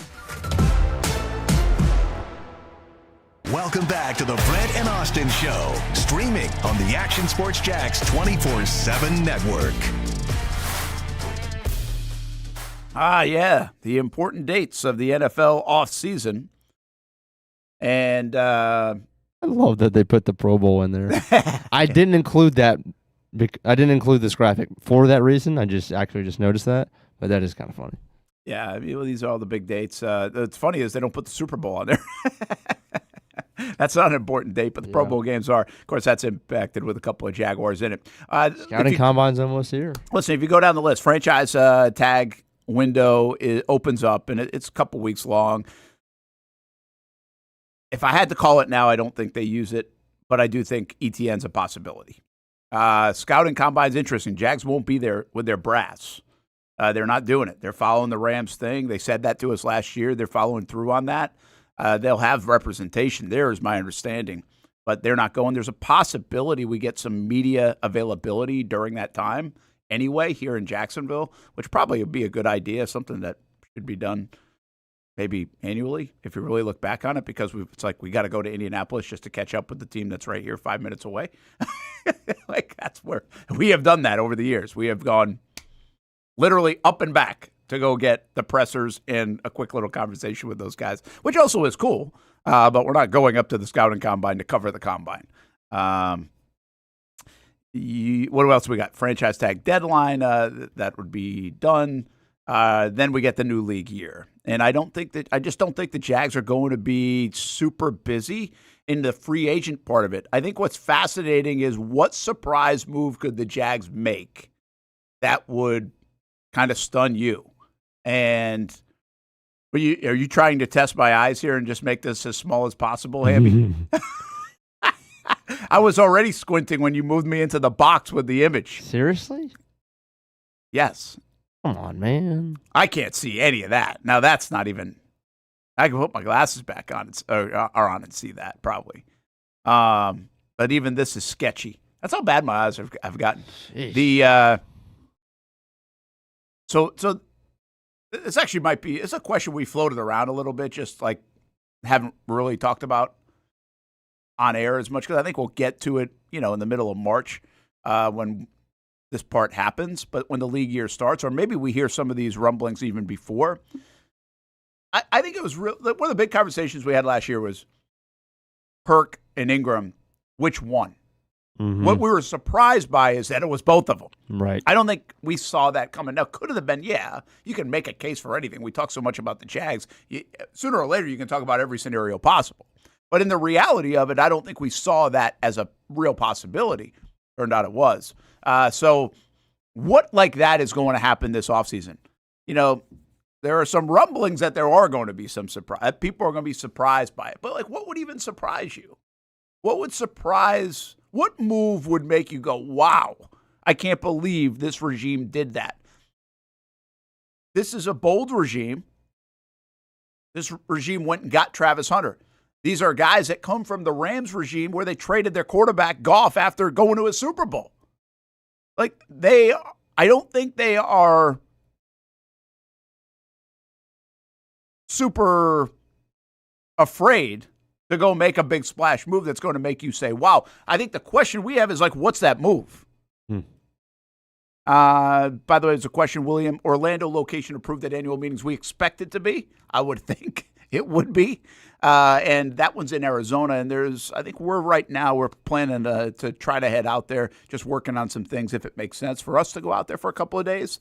So that's something that's on our horizon. I know that was a part of it. And then, of course, you get the draft, This is just a weird offseason. The last couple of weeks have been weird. Not a lot of turnover. The biggest thing we followed was, would the offensive coordinator, defense coordinator go? I think the combine is going to feel less important because they're not going. I feel like free agency is going to be quieter because the Jags aren't going to spend a ton. The league meetings, okay, that's what it is. Then the draft, they don't have a first-round pick. This is going to be, in my opinion, this will be 19 of them off seasons. This will be the oddest off season I cover. It was already the fact that it was so quiet the last few weeks after the Jags lost. That was odd in itself because usually you get coach turnover, firing a defensive coordinator, now looking for a new defensive coordinator, hiring a new coach, a new GM, whatever it might be. We just really haven't had a lot of that at all, and so it felt really strange so far the last few weeks, and I think that's going to continue. This is the oddest offseason yet, and maybe it's normal to some franchises. This is not a normal offseason for the Jacksonville Jaguars. But back to my point, what's the surprise move? I think there's one move that would be surprising, yet somewhat feasible to imagine. I'm not going to give it to you yet. You got to guess. Or you got to give me your guess? own. Yeah. Or you got to give me your own. One move that would blow you away? Yeah. Okay, I'm going to say that it's a cut and not an addition. Man, what would you say? Well, you don't have to guess me. I'll give you mine. Do you have one? You can either guess mine or do you have one? I mean, I don't think it would be blow me away if they went and spent big on defensive tackle, if they found a way to do so. That's why I'm thinking. You kind of want that to happen. I do, yeah. But I think so. It'd be kind of surprising, but it wouldn't shock me. I'm trying to find. Maybe a BTJ transaction. That one would shock me. So it would shock you? Yeah, that one would shock me. But I mean, it's been discussed. Yeah, by us. But it would. Well, not only us. I mean, the trade deadline, he was like, there are people poking around. Yeah, I still think it would shock me, Brent. I mean, I don't think he was really ever on the table. with as much confidence as they have, they'll figure it out. That he'll grow, that he'll mature, they can get a lot out of him. I would be floored if they traded BTJ. I'll go with that one. Yeah, that's a good one. I do think I think there's a level of it that I feel like the Brian Thomas Jr. thing could happen.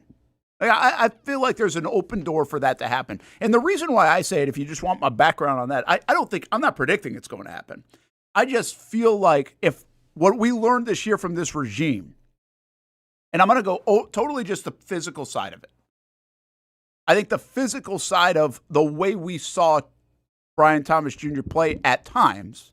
Now, this isn't to say that he wasn't blocking in the run game and things like that. I think there's more of that, and I think our eyes aren't as privy to that sometimes. So I don't think he was bad in that area, at least that I know.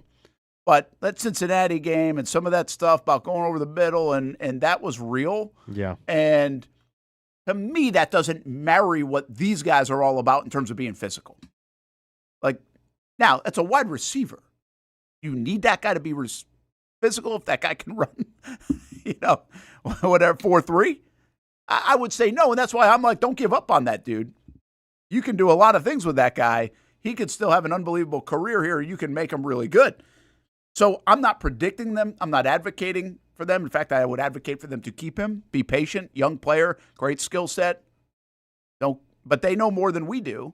And I just think the marriage of the way they want to be physical versus the way he really wasn't at times this year doesn't seem like the best of fits together. So that's why I think the door is open. That's really it. It's not that he had a more disappointing year than last year or he had some drops even. I think it's really more the style of play that they want. It kind of like take Evan Ingram. And Evan Ingram wasn't not a physical thing. It was that we just knew his skill set wasn't going to be exploited in Liam Cohen's offense. So therefore, didn't make as much sense. Doesn't mean bad player, can't be good, all those things. Just is the fit right. Now, I'm not predicting it. I wouldn't think that would happen to Brian Thomas Jr. I'm also saying I wouldn't be stunned, like just absolutely floored if that happened. I think the one move for me would be like Josh Hines-Allen. And I'm not predicting it, but I also just think there are pathways to reasonably say, well, could they do it? And, people would say, hey, do you want Max Crosby here? Okay, well, maybe that's one. Max Crosby wants out. Maybe the Jags think the way they see it, Max Crosby be a better fit for, again, I don't know I'm like the most biased Josh Hines-Allen guy in the world. So I'm not saying, I don't think Josh Hines-Allen has many deficiencies in his game. I think Josh Hines-Allen just had a really good year, and I don't really care about the 7.5 or 8 sacks of what it looks like. I see way more than that. And I've been seeing way more than that for a long time. I thought the Jags should have paid him before they paid him because of all the pressures and impact he was making, even without the numbers. Then he went and delivered a 17.5 sack season. So let's just start there on the Josh Hines-Allen front for me. And maybe because of that, I would feel even more like, holy crap, are you kidding me? Yeah. They got rid of that guy? I mean, he might be like Walter Payton Man of the Year kind of guy in your room. Yeah. And in the city and everything else. And the leader of your locker room, especially on the defense. But I just also think like is it crazy far-fetched to think that whatever they want to do,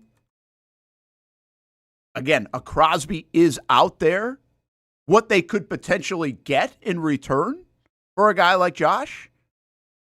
He is going to be 29 years old in July. Mm-hmm. Now, by the way, like a Max Crosby is too. And again, we're asking for the stunning one, right? That's why I'm bringing this up. Right. That would be the move. Other than that, I don't know. Like, I don't think, could they move Walker Little? Yeah. Did they not bring back ETN? Yeah. Did they bring back ETN? Yeah. Okay.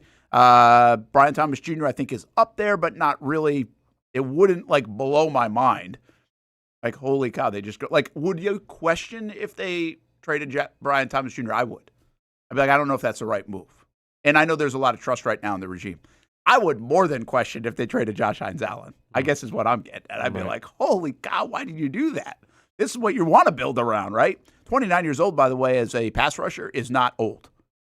Like, you've got 5 more years of really good football.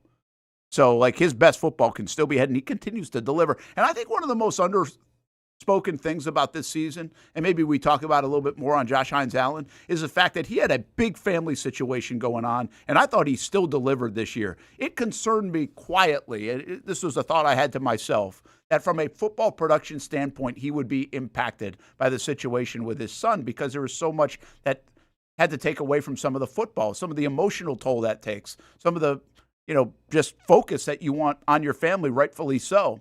He didn't go to Arizona and have the normal training. His schedule was set off a little bit.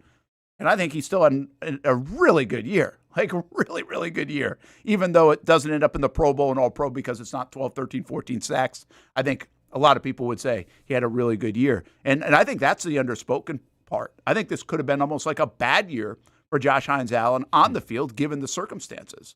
And hats off to him to be able to deliver with all of that going on and with some of the inconsistencies of what he has really bought into as a player over the years to get ready for the season. He didn't have all that this time around. So, yeah, Josh Hines-Allen to me would be like the one. Other than that, if there are moves that would make you go, wow, I mean, Foye Oluokun. Yeah, but not really.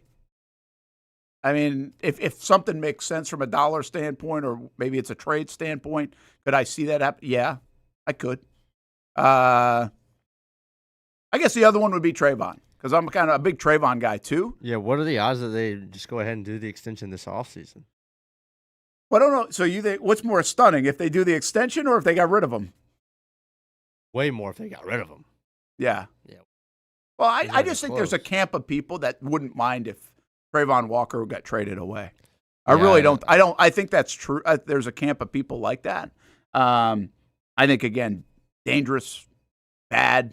His best football's in front of him, 25 years old, more impact than the numbers would probably show. All you got to do is talk to the coaches there. And I'm not sure who you get to help that out. But listen, this is a new regime. These guys are not tied to the contracts of Josh Hines-Allen, the pick of Trayvon Walker. If you feel like that's going to turn into draft picks and help you get better, would you make a move to get that? I don't know.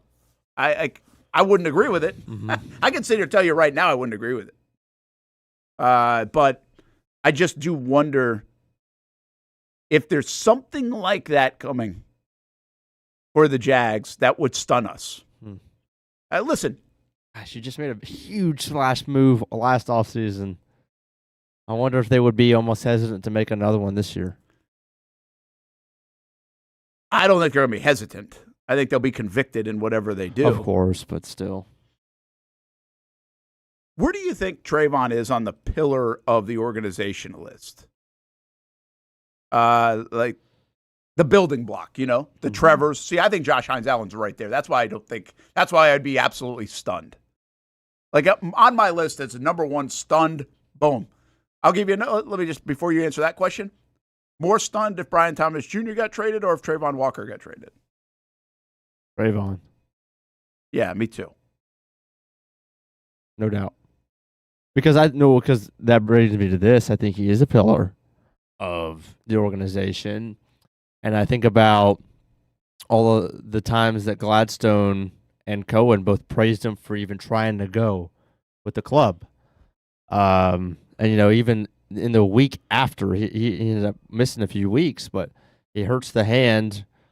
And Cohen all that week was talking about how hard he was working to try and play. And then Gladstone talked about it in his, after the season post press conference, how that was huge and how bad he wanted to be out there and how that drive to play and to play through and all that stuff was something that they really valued. I think they have an incredible amount of value for Trayvon because I think he loves the game, and that's one of their intangibles that they seek after so highly. Yeah, that's why I think these.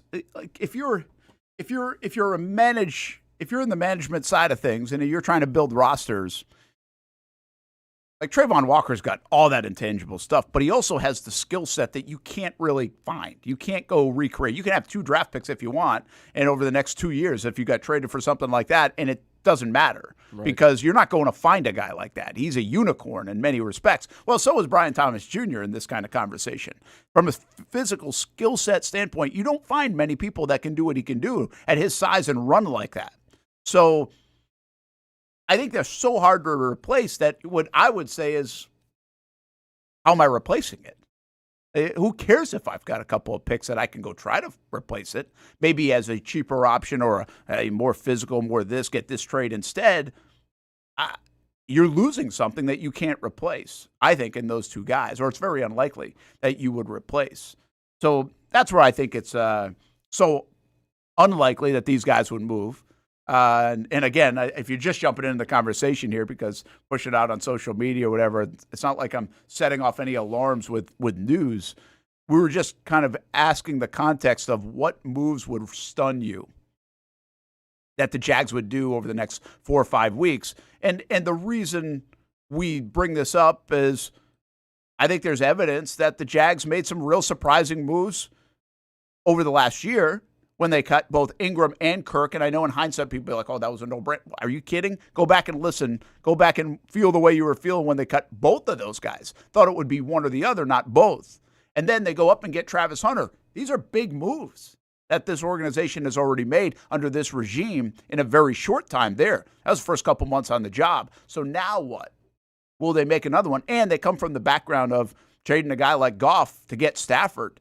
And so, again, in this conversation, really there's two things you're looking at. Well, three. Who do you want to pay? Mm-hmm. Specifically with Trayvon. Do they want to get to the point where they pay a long-term deal to him? Do they recoup picks because they don't have a first-round pick, and do they want to do it that way? And they feel like the value in return would be good. Or is there somebody out there to get, like in this instance, if it's a Trayvon or whatever, is it a Max Crosby? Crosby, right. Right? So, because to me, you could argue the case, and some would. Like, I feel like for this organization, it's better to probably have Trayvon Walker for the next 8 years.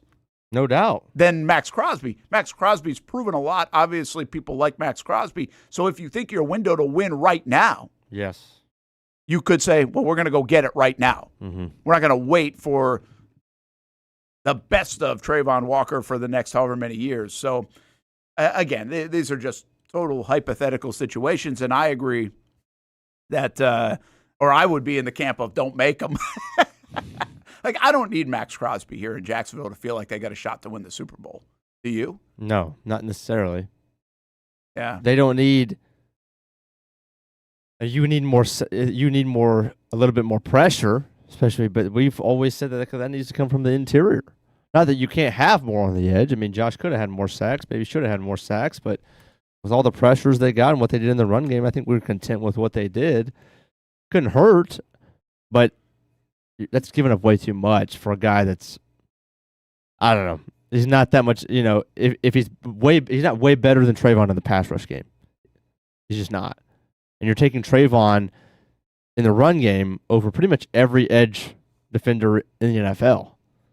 I mean, are you not? I mean, specifically in the run game, who are you taking over Trayvon Walker? Yeah. Not a lot. That people don't want to look at that part, you know. But yeah, it'll again, what's unpredictable? Otherwise, this offseason's very predictable for the Jags. We just did the whole list. What's going on? There's really not a lot going on. They're not going to have splash free agents, but how do you find the defensive tackle? And I guess that's like another deal. It's like, can you work out a way where, let's see, give me a name. Can you work something out with the Miami Dolphins where you go get Siler, right, to be in the middle? Mm-hmm. And who do you give up for that? You don't have a lot of draft capital. Just give up on that, I wouldn't think. Yeah. Or, well, you do have capital, but is it enough capital? And the other one would be what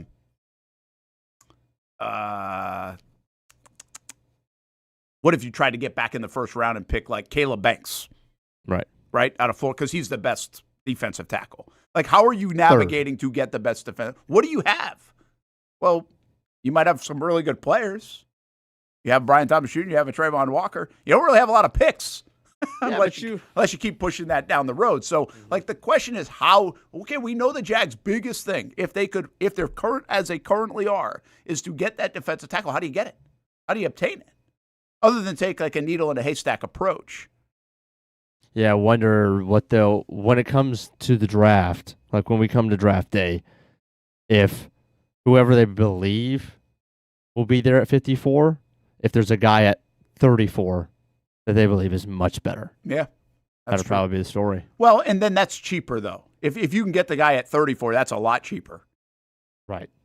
So, do you think Max Crosby stays with the Raiders? Yes. You do? Yeah. He'll get suckered in with the new coach, and they'll promise him, change, and he'll stay. Probably how that works. Yeah, I mean, he's been a program guy, if you will. He loves right? Vegas. He seems to, but he seems also a little tired of it.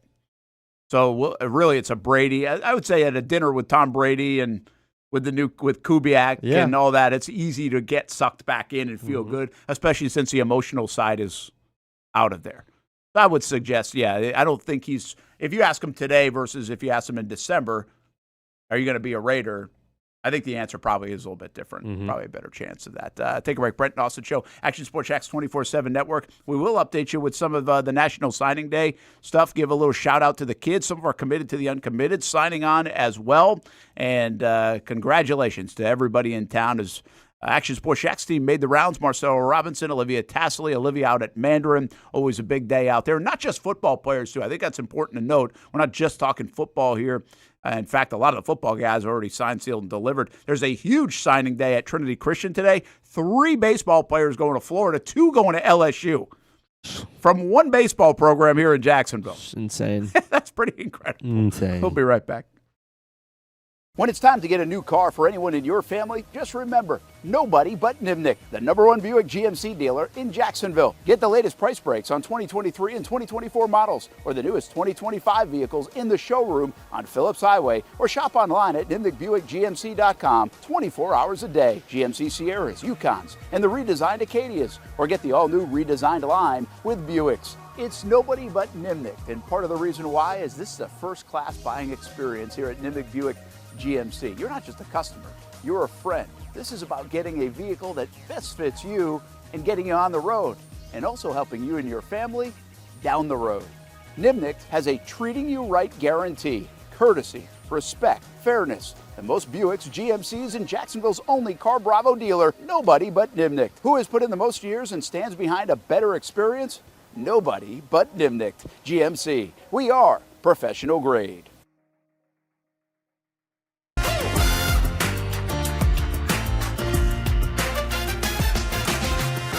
Empower a future, inspire a dream.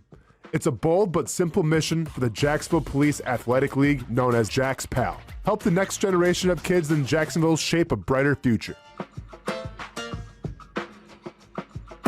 Their after-school programs, teenage leadership programs. There's community outreach. This has been just an awesome opportunity to be out here with my colleagues and do something good for the community. It's really been an interesting opportunity to just see everybody work together in a way that we don't normally in the office. And there's sports.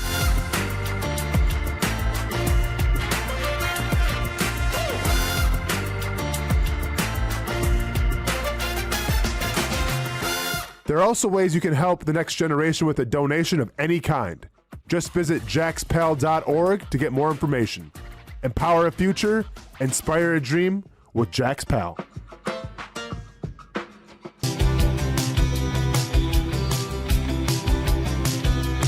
Welcome inside the Armor Guard exterior and gutter helmet showroom. There's a lot going on, like glass exteriors, replacement windows, and down there we have the retractable screens and awnings, plus hurricane protection. Let's talk more about those gutters, and to do that, we bring in Kevin. He's the owner, he's the expert. Why Gutter Helmet? Well, Gutter Helmet's truly the only maintenance-free product. It lets the trash and debris go on the ground, the water wraps around and goes inside. Unlike filters, they sit on top of the gutters, and the trash and debris build up on top of filters, which requires maintenance. With Gutter Helmet, we're going to keep you off the ladder, the most dangerous thing in your garage. With Gutter Helmet, you'll never clean your gutters again. So get off the ladder and put on the helmet. Gutter Helmet. Get a free estimate at gutterhelmetofnorthflorida.com. You can also call 904-762-7779 or visit the showroom on St. John's Bluff Road in Jacksonville. Hi, I'm Greg Mackey from Cycles of Jacksonville. Whether you're looking for a side-by-side, ATV, motorcycle, or scooter, Honda has what you need. The Honda Talon. Ultimate performance meets family-friendly fun. Prices starting at $363 a month. Or the sporty Honda CBR 650 starting at an affordable $204 a month. Stop by and choose your adventure from a full line of Honda products. Only at Cycles of Jacksonville on Atlantic Boulevard. Family owned and operated since 1983. Hello, I'm Kenny Lay of Kenny Lay and Associates. Since 2003, our firm has fought exclusively for the rights of men in family law. Divorce, modification of child support, alimony, custody, and more, all for men. A father is vitally important to a child's life, and being a man is not a reason to pay more in child support or alimony. I'm a single father. I get it. If you have a divorce or other family law issue, contact Kenny Lay and Associates at divorcemenonly.com. CGC Water Treatment and Plumbing is taking their 75-plus years of expertise and expanding to CGC Home Services. Water treatment and plumbing is still a big part of what they do, and now they can do even more for you. Home services like kitchen and bathroom remodeling, showers, sinks, faucets, toilet repair, backflow testing, and the list keeps going. Find all they can do at cgchomeservices.com or give them a call, 904-298-7052. It's a new look and a new name with the same expertise. They've been serving homes like yours since 1946. CGC Home Services, right here in Jacksonville off St. John's Bluff Road, 904-298-7052. And visit cgchomeservices.com. Florida license number CFC 1432579. Welcome back to the Brent and Austin Show, streaming on the Action Sports Jax 24/7 network. Oh, we got some dates for the college football playoff, quarterfinals and playoff semifinals. There's been some movement here as far as I understand it because of the NFL calendar as well, so trying to avoid a bit of that. Meanwhile, Hamby starts this, or at least put a segment in. He's like, the college football schedule disaster. What I would say is their spell check is kind of a disaster. Oh, and let me see. What do we have? Decemi Bear. Ooh. Is this from them? I think so. Really? Not to say we've never had a spelling error. Yeah, let me but check if this was from them or another. I like Decemi Bear. Maybe that's the way it should be said. Kind of sounds a little more fun. Yeah. But so what's the deal here? Look at the national championship. January 25th in Las Vegas. It sucks. And what are we doing? Bro, first of all, the feel. Just the feel. The national championship would have happened 1 week ago from right now. What is that? The history of the game. The feel. It's always at New Year's. It always should be around New Year's. The feel of just coming off the holidays or in the middle of the holidays. That's the feel of it. You're going to tell me it's January 25th? A week ago? So number one, you're already starting off on a really bad note. Secondly, the whole reason a lot of the transfer portal and all this stuff was so messed up is because your biggest players didn't, in the most elementary way, have a chance to go yet. Because they're obviously still playing, and they would be in on a lot of these guys that are transferring, and people are waiting, and it just creates a mess. So you've not only not fixed that, you've made it worse. And you've added more time. To be honest with you, the third strike, and the biggest one of them all, is not necessarily just that the national championship is on the 25th. It's that there's a 2-week break in between quarterfinal and semi. For what? For the NFL. Who cares? Well, it's a dude. Well, it's not. You're gonna have a week before, so you got the end of the regular season, then you have the conference championship. Then you're gonna have a week off. Then you're gonna have the quarterfinal, or actually, then you're gonna have whatever you call that before that, because it's the round of 16. Then you've got the quarterfinal. Then another break. You lose juice. You lose momentum. You lose hype. Think about the Super Bowl right now. We were calling for the Super Bowl to be played last Sunday. Okay, time out. I'm going to stop you in your traditional nonsense, whatever. First of all, 38 days between the first round and the national championship seems to me like I've been critical of like the NBA playoffs that go on for 2 months. It does have a little bit of that feel. It takes forever. So I don't think we like it. But the reality is, if the NFL were to have played, if college football were to play the national championship last weekend, it would have had record numbers. Record numbers. Because we all were thirsting for it. We would have been, Saturday night, by the way, great time, would have been unbelievable numbers if they had played that game. Instead of on a Monday night, played on a Saturday night, in between the Super Bowl, and maybe that's where we get to eventually, or that might be tough too because the NFL is going to go to potentially 18 games down the road and all the other stuff that goes into that. So that probably wouldn't be a traditional landing spot. I'm not gonna sit here and say I love this. I think it's kind of goofy that it stretches out all the time. But Brent, before you even go any further, right there, if you would have stayed, the whole idea of them going for the weekend, that there's not NFL football. Understandable. They're not still doing it. The game's still on a Monday night. Okay, the game's on a Monday night. I don't know why they don't go to a Saturday night. There must be something you for literally that. Are the whole reason you should do this.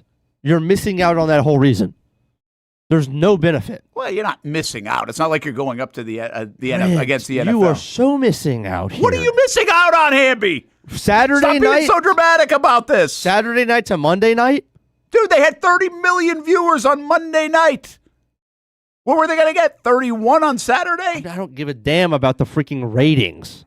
Well, that's what you're asking. What do you want then? Who cares? You're going to watch it on Monday or Saturday. Who cares? I'm going to watch it, but I'd rather watch it on a Saturday night. Okay, well, I don't if think I'm going to have the whole week. Much. No, but if you're telling me the whole reason they should go to this weekend because we were starving for it. Put it on the day. I would say I was starving for it, but I would say a lot of people would be starving for it. It was our first weekend without football. So then you wouldn't have it. What do you mean? I mean, why would we not put it on set? The whole point is prime you're time. About two different things, and we could talk about Monday and Saturday after. I got Raw to watch. The whole story here is: should it be played on January 25th? Should it be elongated the way it's elongated? And this is where again we have a hard time with college football fans. Because there are so many traditional things that happen in college football. This is why they didn't want to go to a playoff. This is why they don't want to go to an 18 playoff. I don't even know what you're about to say. This is why they don't want to go to a 12-team playoff. I'm going to hate it. Why? Because it's traditional. Well, no, I think what you miss is reality. The reality is playoffs are better than a computerized or voting national championship. I think this year proved that, by the way, for all the traditional folks that don't want the 12-team playoff. It found Miami in the national championship game, and they were deserving to be there the way they were playing. You would never have gotten that in all the years of college football. The elongated playoffs it's an NFL model. It's a professional model. And this is the other thing that we now have to admit. College football is a pro game. It's all about TV. It's all about ratings. It's all about money. And so when you get that, you're going to get this. It's going to fit in certain windows that are better than other windows and try to avoid the monster that is the NFL and going up against that, which anybody should be trying to do. We talked about golf just a couple of weeks ago. Why would golf and Scotty Scheffler be playing on a Sunday afternoon against the AFC-NFC championship game? Like, why would you do that? Why would anybody want that? Why would the TV even want that? When you could have finished on Saturday or a Sunday morning, which I think is what they do at the Waste Management this week before the Super Bowl. But that kind of coincides because the Super Bowl's at like 6:30, and you can finish the golf event at 6. But the point is, people move the schedules around now because of the monster the NFL is. I think Delphonic brought it up the other day. 120 million people for the Super Bowl, 30 million for the national championship game. Mm-hmm. College football is huge. It ain't even close to the NFL. So you have to navigate around it. But I think what we're not willing to admit is something that we weren't willing to admit forever in college sports, that it's a business. It's a big business. It can't survive without March Madness. It can't survive without some of these other things, TV rights and big games. Well, the boon of money now is what this is all about. And now we finally admitted that college sports is business. And when you do that, the calendar shifts as well. And you're going to get more games, bigger games, and the season will be stretched out accordingly because TV execs now make the decisions just as much as the college football people. And quite frankly, when the college football people are making decisions or NCAA is making decisions, usually doesn't turn out pretty well. So it's probably in better hands, put it in the TV exec's spot. Yeah, I don't know. We don't give a damn if the kids are going to college. We don't care how long the season is. Yes, we do. No, we don't. No, we don't. We pretend like we do. We don't. This is the same thing where we didn't care if college basketball teams were cheating. Yeah, deep down, should we care? Yeah, we're supposed to say we care. We didn't care as long as my team was doing well and my bracket's in good shape. That's why people cheated for decades and decades in college sports. Nobody really cared enough to not go to games or not turn the games on. Same deal. Yeah, should they be playing for this long? Should it be elongated? Is it different? We don't care. In 5 years, it'll be so damn normal, man. I can't push back enough on this idea that unless the result is me watching or not watching, then I don't care, and I shouldn't. Like, just because I care doesn't mean I can't watch. Yeah, but you don't even know why you care. You care because the transfer portal is a joke right now. It would be so easy for college football to end their season on New Year's Eve, not compete with any NFL playoffs, and then have a normal portal for every freaking team, not just the ones that are not out of the playoffs. And come the second week of January, everybody's team is set. There's none of this freaking portal robbing crap that's going on, and we actually have some semblance of sanity in the sport. That matters. That's not the TV calendar. That's the recruiting calendar. That's an easy fix. No. Make the move. No, it coincides because the portal's going to have to be backed up because of this. So, look at Rip said, coaches nailed it. Move the schedule back to create a true calendar for portal and recruiting. That's what they've got to figure out. But the bottom line is they need the money. They should move the schedule forward. Start the college football season a week earlier. Your conference championship games, instead of on the 3rd, 4th, 5th, the first week in December, you put them on Thanksgiving weekend. On Black Friday, you put them on the Saturday, which is like what, week 12, 13 of the NFL? There's no competition on the Friday and Saturday. There was one NFL game on Friday, but that was it. Yeah, I think that was the Eagles game. Okay. Then your first round of the playoffs are the next week on the 3rd, 4th, and 5th, the first weekend of December. Then your quarterfinals are the second week of December. Your semifinal is the 3rd week of December. And then you can take 3 extra days if you want it on a Monday so bad, or you could just put it on the 31st like it belongs. You have a national championship on New Year's Eve, and the season is over. That all of your problems around the portal are then solved. It opens on January 1. It closes on January 14th. Everybody's at an actual school. Do I care personally if my 4-star or 5-star running back is actually in the classroom? No. But I want him on the campus, and I want him not to be being portal robbed or tampered with the entire time by the teams that are in the semifinal, in the national championship, just because they haven't been given a crack yet. That's what I want to stop. Yeah, college football can't. This is actually, you're like a big time coach in my opinion, and you want it perfect, and you want it all to go perfect for like the big schools or whatever else. How is that anything with the big schools? You can't fit this all in together is the point. Why not? You can't start super early.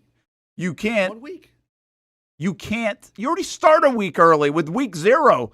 We've already moved it a week early. And just have every team play on week 0. And then you need some kind of break in there. As you get that's why they've created this for, I think, at least Brent, a little tell player me why safety we have too. to have a break. Oh, because you don't want now you're going to be complaining next year that Georgia isn't healthy enough because they're playing back to back weeks. You play in all every these week. big games. Well, I mean, And the travel and the this and the that. Oh, and by the way, you're supposed to be going to school too. They do have to mix that in there. well, they don't. Yeah, they do. Well, they do. They do have to, at least for now, until they If say they week don't have to go to 0 class. becomes week 1, which is exactly what I was saying and Rip is saying, I think so many of these problems are fixed. Just move it up a week. You want Well, it's not ratings. all fixed because we just said the January 25th is going to be the national championship game. What's it going to be instead? It would be on New Year's Eve, like I said. It would be 25 days earlier yes. because of 1 week. So you take out this extra week that we just had, right? That they just threw in there for the first time. That's going to be this year, and between the quarterfinal and the semifinal, you take out the week that from the conference championship to the first round of the playoff, and you start a week earlier. That's 3 weeks. You could still have your 2 byes, or you could go 1 bye and then have the bye for the playoff. If you want the bye in between the conference championships and the first round of the playoff, then you get rid of one of the regular season byes. You still get 1 bye in the regular season, but you don't get 2. Then you start the season a week earlier. Look, you talk so much about you want exclusivity and not to compete with the NFL.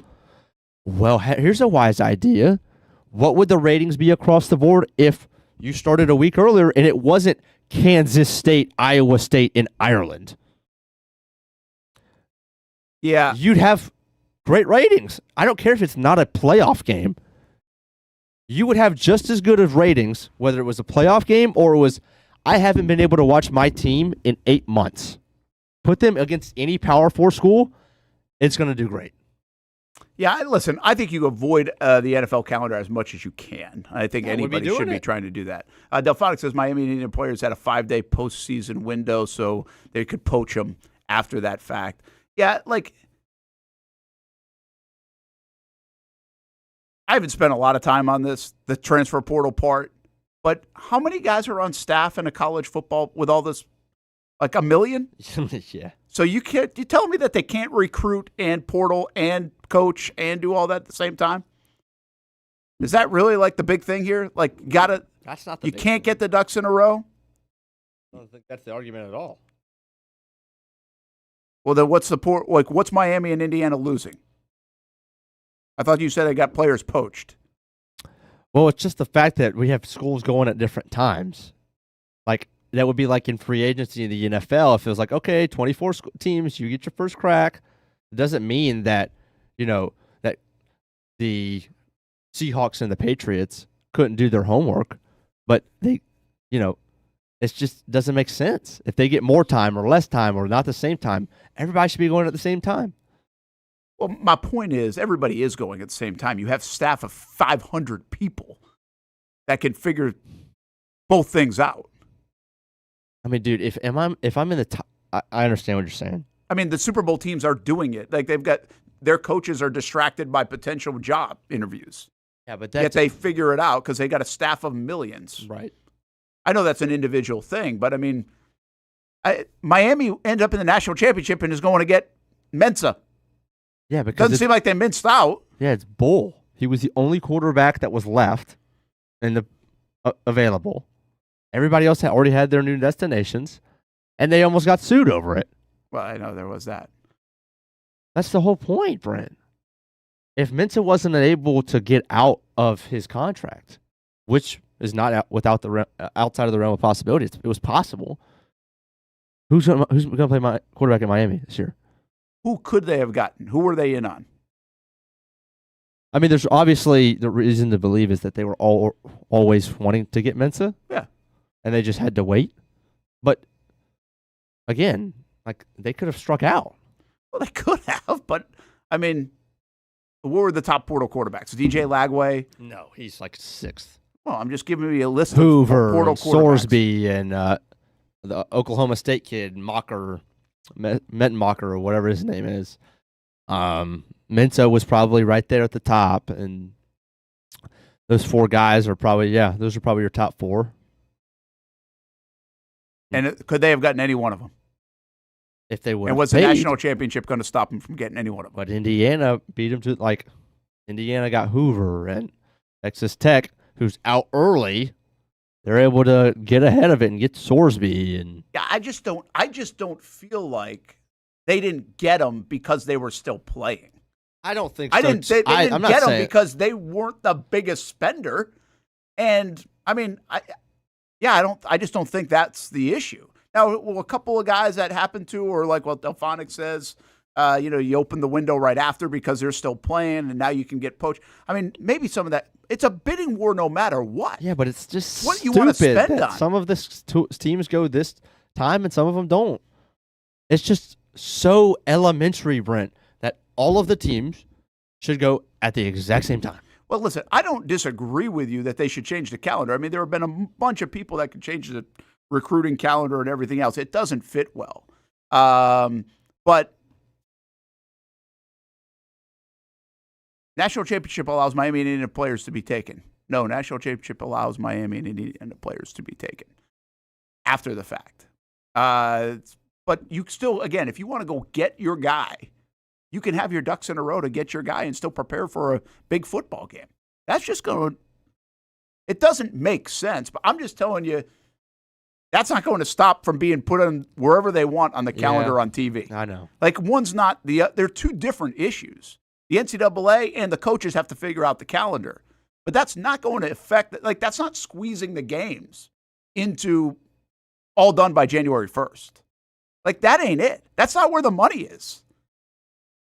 Like, the one that has to be figured out first is, okay, where are they making the most money?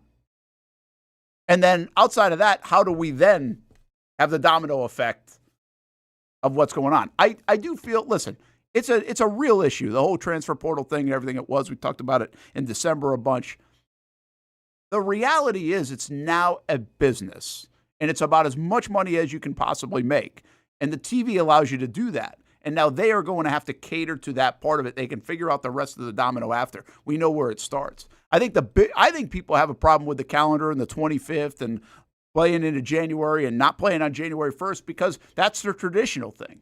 It's not as much as, well, figure out the portal. They got to figure out the freaking portal and the rest of the stuff regardless. But people have, the college football traditionalists are like, well, we got to play it on right around New Year's Day. That ain't happening. You didn't have a 12-team playoff before. It's not the same deal. Just not. And I would suggest, and I don't know this, but I would suggest that because of the holidays, they probably don't want to. Now, maybe I'm wrong on this because you'd think a lot of people would be around to watch on the holidays, but I wonder if they don't want to put the national championship game that early in the holiday window because people are traveling or whatever else, and they're just not where they need to be. I don't know if they have research that shows that would be a less number. I don't know about that. But really, this is about getting as many weeks out of the college football engine as possible. Just wish we could make one single decision for the good of the game. Yeah. Yeah, I don't hate that. I just think that's a different conversation. People already speculate that the players have their third parties lining up. Well, that is true, too. Like, we already know that. Now, I don't know how they're going to stop that part. That's the little bit of the Dabo Swinney stuff, right? Still poaching after the fact and trying to steal them even though they're signed. Like, you're going to always still have that. But there's a lot of backdoor channels. Like, the reality is, before everything got announced in the coaching cycle, there were probably some people that knew exactly how that was going to fall out in the college football.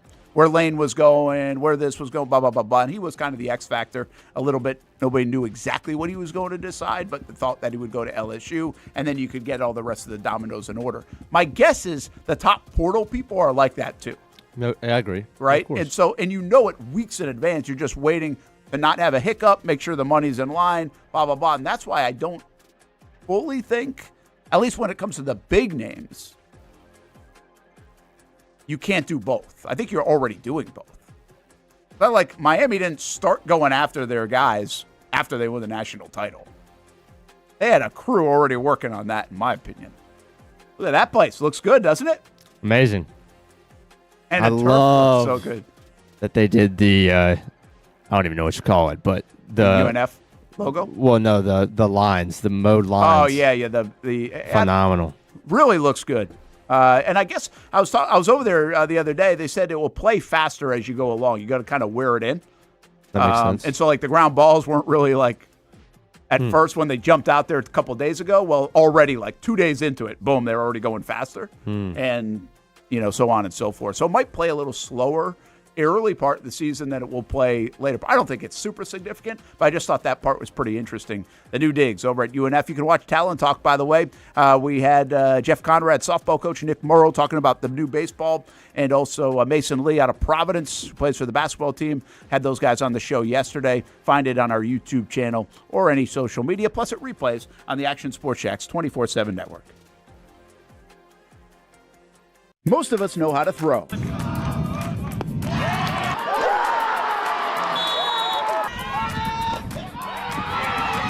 But you need to know what to throw. I'm not talking about footballs, baseballs, softballs. We're talking about those items you need to recycle. Republic Services explains it easy. Recycling simplified. 1. Know what to throw. When in doubt, throw it out. 2. Empty, clean, and dry those materials. It takes an extra minute, but it makes a big difference. And 3. Don't bag it. This makes the recycling process faster and more efficient. This is a look at the Republic Services North Florida Recycling Center.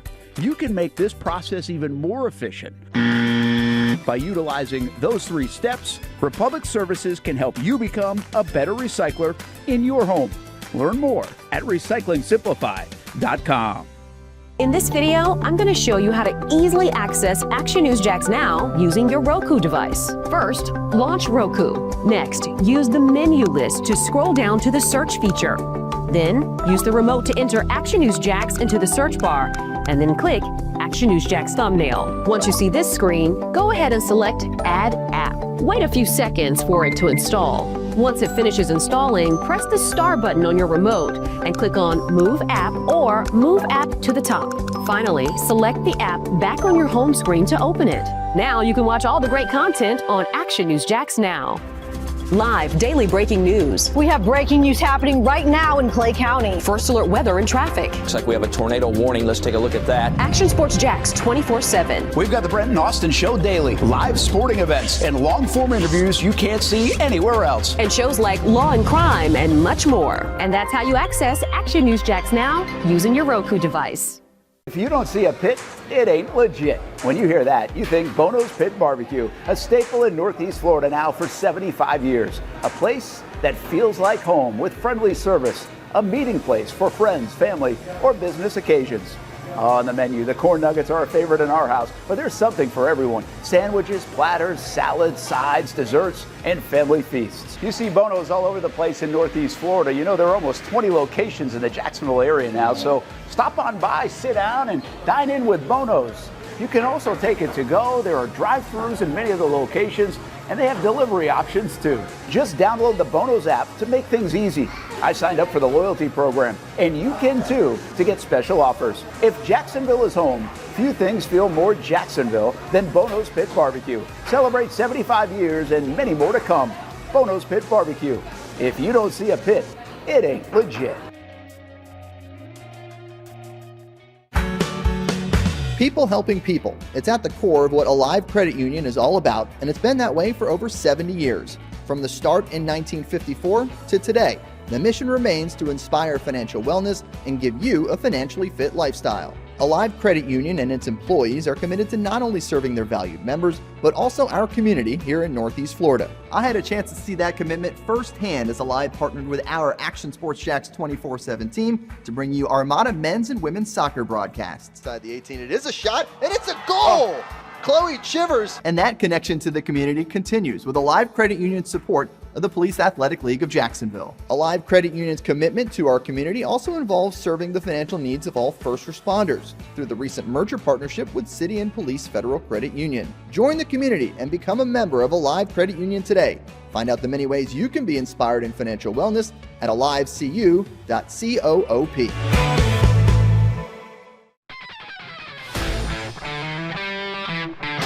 Hey guys, we got a new player today. I hear he's pretty good.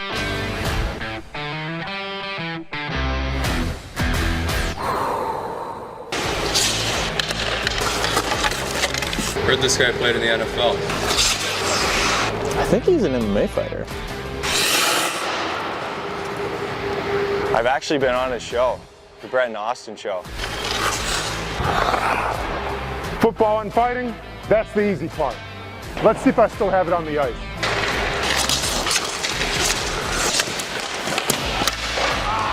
What the heck, man? Who is this guy? He's saving everything.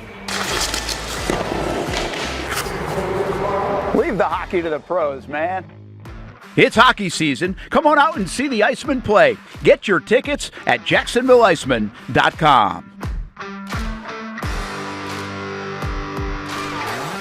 Welcome back to the Brent and Austin Show, streaming on the Action Sports Jax 24/7 network. Welcome back, Brent and Austin Show, noon hour ahead on a Wednesday. One of the headlines overnight in the NFL, Frank Reich back in the NFL, was at Stanford. You guys well know he was with the Colts, with the Panthers. Well, now he's back in the NFL. He's going to the Jets as their new offensive coordinator. Former teammate of Aaron Glenn is bringing him back. So finally, we got all of the head coaches lined up and settled over the weekend with Kubiak, with LaFleur. We're finally getting some of the OCs off the board. Some of the 50 openings that we had over this offseason, I think we have 4 left. Is that it? That's what according to my calculations. I'm a little surprised. I guess I'm not surprised. I start to think, like, are there enough to go around? I mean, if Frank Reich is back? Well, I mean, it doesn't mean he's bad at it. I know, but it's got to be pretty far down. Yeah, it did feel like, okay. That's only because there's a personal relationship. You know, Glenn is teammates. Otherwise, he's not getting another crack at this thing, is he? I guess, like, what do you think is it the hardest position to find? Is it actually harder to find a sustainable, good OC than it is even a head coach? Ooh. That's a tough one. It's not as important of a hire you wouldn't think stature-wise, right? Like, you can run through them. You can fire them after a year. You can fire them after 2 years. They cost a couple few $1 million, maybe, whatever it is these days. And then you can move on. So it's not, culture, all that other thing. I'm just saying, I don't know if you have too many that you have to hire, or because you have too many that you have to hire, like there are 21 new OCs, I think it is, going into 2026. Yeah. Does that make it hard to find one? That's good. I mean, I was trying to think about, Tomlin and Harbaugh, how long they stuck around. How many OCs did those guys go through? I don't know. But like, how many OCs were there in Pittsburgh over the last 5 years that he fired that didn't get promoted? Because his tree obviously is not notable. How many OCs did Harbaugh go through? A good question. I don't know. I don't know. I just don't know. I'm just thinking, like, I'm doing this in real time. I don't know if, because I said last week, and I kind of mean this, with all this turnover, see, the stakes get higher, the money gets bigger, we get more turnover, which in a weird way is kind of goofy to me, because it's just bad economics. Like, okay, the stakes are bigger. You want results. I understand it. The dollars are so big, though, that does not scream turnover. If I've got an investment for $10 million, I'm going to let that sucker play out a little bit, $15 million, I want to see. Now, you got to find mistake. If it's not working, it's not working. You get out of it. There are examples like that. So maybe it's just the process that's not good enough. Or maybe, again, what I come back to is there's just not enough good people to do it. You have 32 jobs. This is like trying to find good quarterbacks. It's a hard thing to do that can manage all that and figure it out. But, again, to go back to what I was saying last week, is like if your kid is looking to do something, it doesn't matter if he played football. If he loves football or she loves football, learn how to be an offensive coordinator. No doubt. I think defensive coordinator feels different. Defensive coordinator almost feels like you had to play. Offensive coordinator doesn't. I think we're getting into a world where I don't think it matters if that guy, that head coach, played in the league. And I don't even think that's really that new. I think that's been the case for a long time. So defense feels like you almost got to play. Defensive guy like Mike Vrabel, right? Or Jack Del Rio here feels like, they probably played. Offensive guy doesn't feel that way to me. Offensive guy feels like whiz kid, feels like leader, feels like culture builder. Well, as much as defensive guy usually does too. But I feel like there are more people involved with football than ever before. I feel like there are more young guns, as we've said, from Liam Cohen to the Sean McVays to Grant Udinski's to the LaFleurs. But also there's a part of me that just says, well, maybe there are more of those people that we're trying to rifle through because they're really not that good at it. Like, what the hell happened to the dude in Houston? Slowick? Yeah, now he's in Miami, right? Yes. But, that dude was awesome with C.J. Stroud, got him playing his best football, and so we thought. A year later, he's out. That makes no sense to me. Now, if you have you got to protect the quarterback, right? Like, once you know, you know. Why doesn't that work? How does that not work? Why are you making changes there? Why are you giving up on that investment after you saw great results? That'd be the big question I have in Houston. I don't know a lot about that story. Maybe I missed something on that. But that one was always a head scratcher, right? I think everybody thinks it's a head scratcher. And by the way, Slowick ends up with another job, which means he isn't very good because Houston fired him, or Houston fired him for kind of a weird reason, or made a bad choice in firing him. So it's this great balance between patience and urgency, but also investment. And I guess when you're an NFL owner, you have so much money. So much money.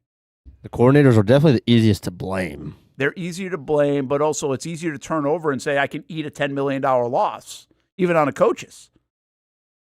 We're going to get to more of that in the college game in just a moment. Delphonic, I missed your part about the sporting event in boxing, so I'll get to that in a moment. But Mike McDonald didn't play. That's kind of a cool one. His story is kind of neat. Was really out of, I think, quit a real job because of it. It's kind of like the John Wolford quarterback story in a sense. Went to Georgia. But it's taught him right. But McDonald obviously now at the top of the heap with what he's doing. Yeah, the defensive guys just usually feel like they've been more entrenched in the playing. I think we're going to continue to get at least the offensive guys that haven't played. Like I could honestly see Hamby, you're a guy that loves to break down the film, right? Or I say like Ty. Ty loves football. He's watching all the tape now and stuff. And I could see guys like him or you getting into college football, high school, NFL. If you got the crack and the chance, and doing well in it. Mm-hmm. Like that path, and you guys didn't play football. Right. It just seems absurd, right? Like, are you going to find anybody in baseball that really didn't play baseball? No. You guys didn't play a sniff of football, is my point. Right. And that used to be a little bit frowned upon. Gosh, who was the one that recently, I just had on the tip of my tongue, somewhat recently, and I think people questioned. And it was kind of the conversation. I feel like it was 10 or 15 years ago now, maybe. I don't know. But we know this. Like, Mike McDaniel can't go run a route, right? Heck no. He'll get crushed. But he's got, obviously, the mind. And I think some of that goes into the analytics wave. That's a little bit a part of it, too. But also, that's just a new wave. You're not old, stodgy thinking. So I just do wonder if that OC position is easier to run the turnstile and that revolving door, or just really hard to find a good one. Now, there's another element that we didn't bring up. If you have a good one, he usually goes and gets a head coaching job. It's the path to the head coaching job. Mm-hmm. So you're getting it from both ends on the OC. You're getting the ones that aren't good and not working out, whether it's because they're just not good or because the chemistry is not good, whatever the fit. And then you're also getting the ones that are really good that they can't stay, like the Josh McDaniels of the world, because they're going to be poached for an offensive job. So maybe that's the reality of it. It'll be really interesting to see what the landscape of OCs look like, therefore maybe even head coaches in the next 10 years. Because I think we're grooming this whole new wave. And I think it's now acceptable. I mean, again, another one, Mike McDaniel. Liam Cohen played college football. Did Ben Johnson play football? Was he, I don't know. That's a good question. Quarterback? He's kind of projected as this this nerdy guy that locks himself in a room. He played QB at North Carolina, UNC. Oh, he did it? He played at UNC? Yeah. He played quarterback? Mm-hmm. Why didn't I Walked know that on part? and was a reserve quarterback and then graduated with degrees in math and computer science.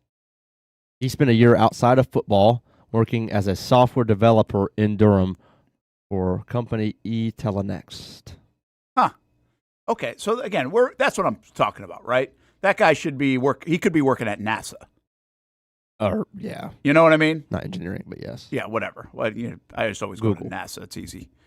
My point is, he could be working for somebody outside of football and doing really well. And that, you didn't find that 15, 20 years. You football people were coaching football. And it's not going to be the case going forward, I think, especially with the success of guys like Ben Johnson. Which is fascinating to me that they can relate, fascinating they can build culture. It's not surprising like Liam Cohen. Liam Cohen to me comes off totally different than Ben Johnson. I can see why that works. But the Mike McDaniel one, I couldn't really see it working at first. And then you kind of can see how it works if there's success. And I was really more impressed with when they started losing. I thought they wouldn't win another game, and they actually did. They rescued it a little bit down in Miami. So, I'm starting to think that OC thing is the most difficult of all. DC is not much better, and we forgot to mention Gus Bradley back in the division. Yeah, being hired by Saleh for the Titans DC job. Yeah, Gus one is interesting. So this is where the old school, the Frank Reich one probably speaks of this, but this is where Gus. And then, listen, I'm a big fan of Gus, but I think this is where the NFL strikes. This is where you're just comfortable with someone. Robert Saleh wants somebody he's comfortable with. Now, this principle, it's going to be Robert Saleh's defense, by the way. He's calling plays. So he's running the defense. And they come from the same family. So it's DC in name. This isn't Gus's defense. So that already is going to be a little bit different. And again, it's in the same family. I think Saleh's defense is a little different than Gus's defense, the way he's evolved it. Everybody's got their own wrinkle. What's fascinating to me about the defense of Saleh and the one Gus kind of brought and helped bring into the league with Pete Carroll back in 2011, 12, 13 is we don't feel like it really works anymore. I would say Indianapolis didn't really feel like it worked. Yet it's still there. Sit back in zone and rally and tackle. Yeah, that cover three, don't get beat. Now, listen, there are the same principles on all that of all defenses, but theirs is really that. I think it's important to note, too, on the Gus one, that it's going to be Robert Saleh's defense. So, and here's, I actually think this was the case in Seattle. I think this was the case a little bit in New York for Saleh. I think this has been the case at times in San Francisco for even Saleh when he was there. That style defense, if you have excellent players, really works. But it's almost like we thought here in Jacksonville, it's like, okay, can it work if you don't have excellent players? Now, what defense is going to work if you don't have excellent players? I think that's a decent rebuttal. But is this one, that scheme, that style, does that really need some star players to make it work. And therefore, is Tennessee going to have a problem? Because they don't have star players. They have one, but they really don't have star players yet. So are they going to struggle in this particular defense? I think that was kind of the case with Indianapolis, too. Indianapolis had some good players, but I don't think it was like this star-studded defense. Now it might be because you bring in a guy like Sauce Gardner and stuff, but like Gus wasn't playing with that. You know, when they had Seattle, I mean, Seattle was loaded with these guys, right? From Richard Sherman to Earl Thomas. Earl Thomas was the best free safety in the game. I also think that's an important piece in that defense that people don't talk about. But again, I mean, if you go have a pretty good defense, it's going to be full of a lot of good players. But the Jags had a pretty good defense this year, and I don't think it was like star-studded top to bottom. I don't think people would say that. But they got them to play very well, play well together, and I think you like that out of Campanile when you can take that kind of defense and elevate it. I almost feel like the players need to elevate the scheme that Saleh has more than the scheme can elevate the players. So that's, we'll see. We'll see if it works out that way. Republic Services recycled headlines of the day. Super Bowl 60 on the way. Nobody cares about the Pro Bowl games. Nobody even watched it, so we won't talk about much of that. National Signing Day is here, so congratulations to all the student athletes signing here on this Wednesday in various sports. We've got a bunch of them. Marcel Robinson has made a few stops already. Olivia Tassley was over at Mandarin. We'll have some of that tonight for you on CBS 47 and Fox 30 with Action Sports Jacks on the TV side. And congrats to some of our committed to the uncommitted kids. I saw both baseball and football finding their way to some schools, and I hadn't even seen the whole list yet, so hopefully some of our softballers that we nominated a year ago also found a home, and we'll do that again with baseball, softball coming up in the spring. We'll give out a $2,500 scholarship from the football season coming up later this month is our plan, or at least in the next month or so over at Nimnick Buick GMC, are committed to the uncommitted, presented by Nimnick Buick GMC. Meanwhile, speaking of money and everything else, did you see the story where Florida State, and I'm just going to tell you right off the rip, I don't really understand the dollars and cents of now that we're seeing pushed out there in college, from the college reports. Like I'm not sure I'm really good at the salary cap in the NFL and all the ins and outs of it. But this has become a thing all of a sudden, I think because of all the money spent and maybe even the private equity piece that's going potentially into college athletics, that we're seeing. It feels like a lot of these dollars mentioned around colleges. And that might have been a thing that we've always seen, and I just haven't paid attention to it. But we got one last week where Rutgers, I think, had lost there was $600 million in the hole or something. Did you see that? Yeah, but what does that even mean? Well, and that's the thing with Florida State. Florida State is like $500 million in $500 million in the hole.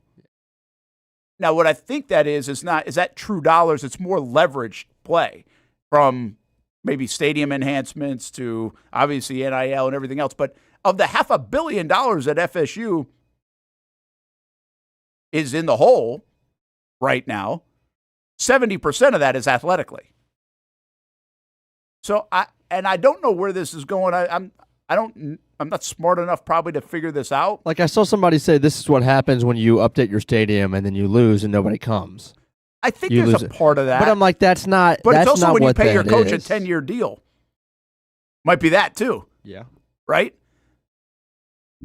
I just think it's an interesting thing to watch, because the one thing we ask all the time in sports, and we wonder this, the amount of money poured into sports right now is insane. Will it hit a boiling point? Will it hit a bubble? Will it burst? What is the tipping point? And I think you can really ask that in college, because it's still supposed to be education for a majority of the people there. Yet it's turned into this big business.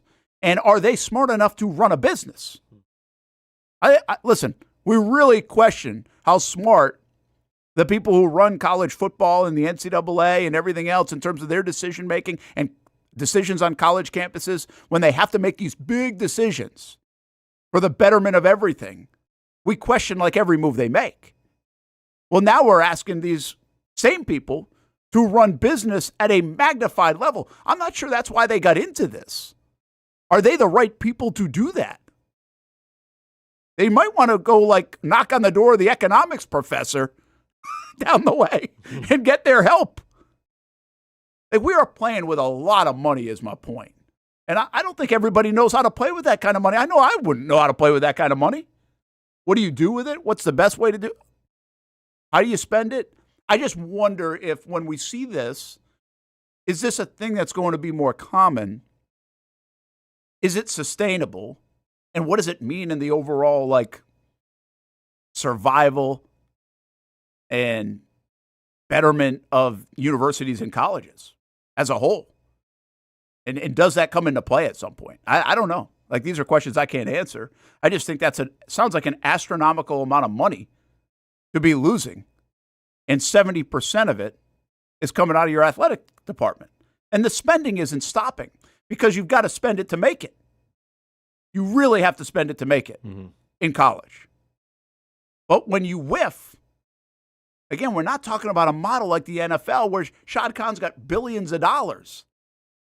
The TV rights alone they don't have to really sell a ticket to still be in the black. That's not the model in college. Could we get there with the private equity influence and everything else? Maybe we do. Maybe this is why some of Florida State has been rumored with the private equity, I think, above a lot of other schools. Haven't they? I think so. Yeah, I think they're the ones that have really been looking into it. So the economics of sport right now, like, can we just keep spending this amount of money? And I think colleges are asking themselves that. And maybe the answer is yeah. That might simply be the answer. We will see. That is your Public Services Recycled Headlines of the Day. RecyclingSimplified.com. Plenty of recycled coaches and other things in college sports and in sports. What you got, Hamby? Are you telling me to go to break in a minute? Yeah. Okay, well, I don't want to do that yet because I know Delphonic may have to leave. And he brought I got to go find the thing that he was saying.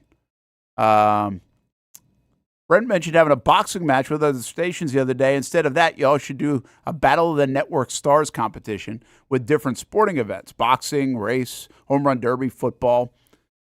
And I think Stewart jumped in here, and he actually said, I just told you about this. Yeah, you did. This has actually been going on for, I guess, a little bit. I don't know the full history of it. But Stewart says, we actually got an email that our company is competing in a YMCA corporate challenge of some sort with a bunch of sports. We'll see how that goes. Now, the interesting part of this is these are called the First Coast Games. And this is more than just like sports on sports. This is like we can have 25 people sign up. I think this is actually our radio and TV. So in our whole building, we can have 25 slots are available. And anybody can sign up. So like Hamby, you stink at something, you can still sign up. We're not like putting the best people in the best spots. I have no idea why my name would be used for that example. I just didn't want to carry on. I didn't want to embarrass anybody else. Stewart's. But there's volleyball, dodgeball, tennis, bowling, pickleball, cornhole. And there's actually an opening and closing ceremonies of this, which is kind of wild. So these are we participate at the Y's over looks like a 2-month period, and I'm assuming they keep track of points and everything else. And this encourages some activity and camaraderie. And there are 30 businesses in town that play in this. You've never participated? I have never participated. The only media thing that I've ever participated in outside of like the walk-off charities, a home run derby, was I used to play in a softball league when I first got to town. And we had a media softball league. It doesn't exist anymore. But you know Ed Smith here? I'm not familiar with his game. Yeah, he helps us out with like All Access and Jags Report Live and production. But he's since retired like in the last couple of years, so you might have just missed him. But he would help put together and help run that softball league. And, it was cool. But the problem with it for me, like eventually, kids and all the other stuff kind of gets in the way, playing softball on a Saturday morning. But people get like too intense about it. And I'm like, you guys aren't good enough to be this intense about media league softball. So it kind of loses the luster for me. And ever since then, I've kind of been turned off from like these kind of events. Because I'm going to go like, we're going to go do this and we're going to play with dodgeball and we're going to play with some probably people that aren't very good at it. Yet it's going to be like it's the most important thing in their life. And sounds like a lot of ego. Yeah, I can appreciate the competitive nature, but I mean, come on, there's a reality to it here, people. Like, what are we doing? No, there should be, as long as it's fun, I'm cool with it. If it's fun and whoever wins, whatever. If you're good, that's the key.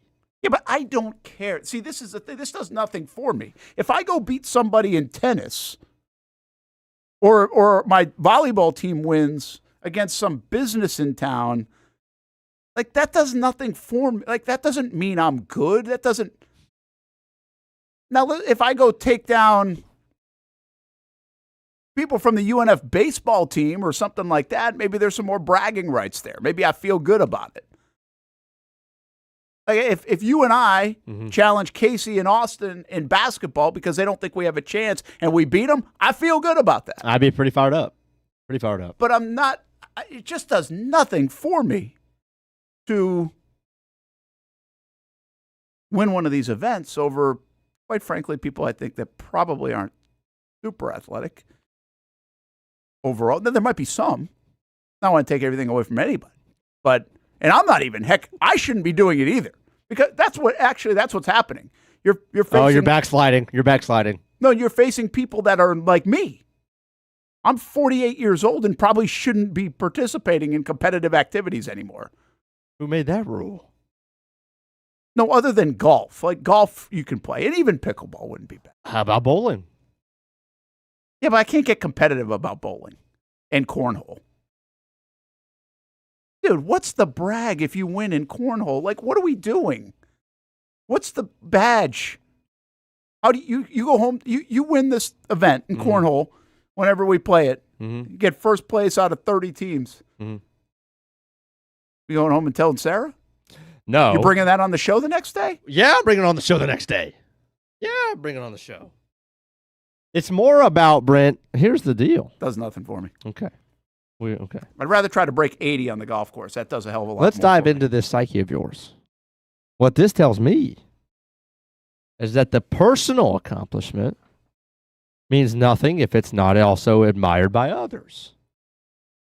If I go and shoot 115 in bowling and I win, I don't give a damn who I'm playing because it's more about I think I'm coordinated. I think I'm semi-athletic. I should be able to do good at this, and I did well. Cornhole? You kidding me? I have spatial awareness. I have control of my limbs. I feel like I know when I throw something, overhand or underhand, where it's going. I've got to play well. Where's the personal vendetta against the competition within yourself? This is me versus me. Yeah, I don't follow that. Let's go to break. I don't follow that. Seriously, like if I shoot if I get a 115 in bowling and I win, what a waste of time. I played like ass and I still won. 115 is not that bad. 115's not good.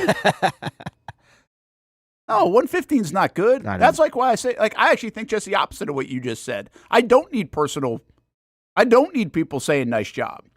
That's why I can go on a golf course and my most satisfaction would be like shooting at 79.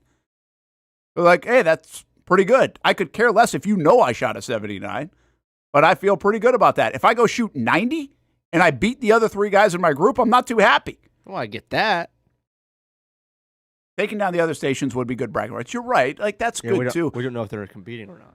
We don't know, but like, the other thing here, Delphonic, is in part... I don't want to throw hate on people. Go ahead, bud. It's way better, like, beating people in sports if they're sports people. That's very fair. You know, like, how many athletes are over there at 10-10?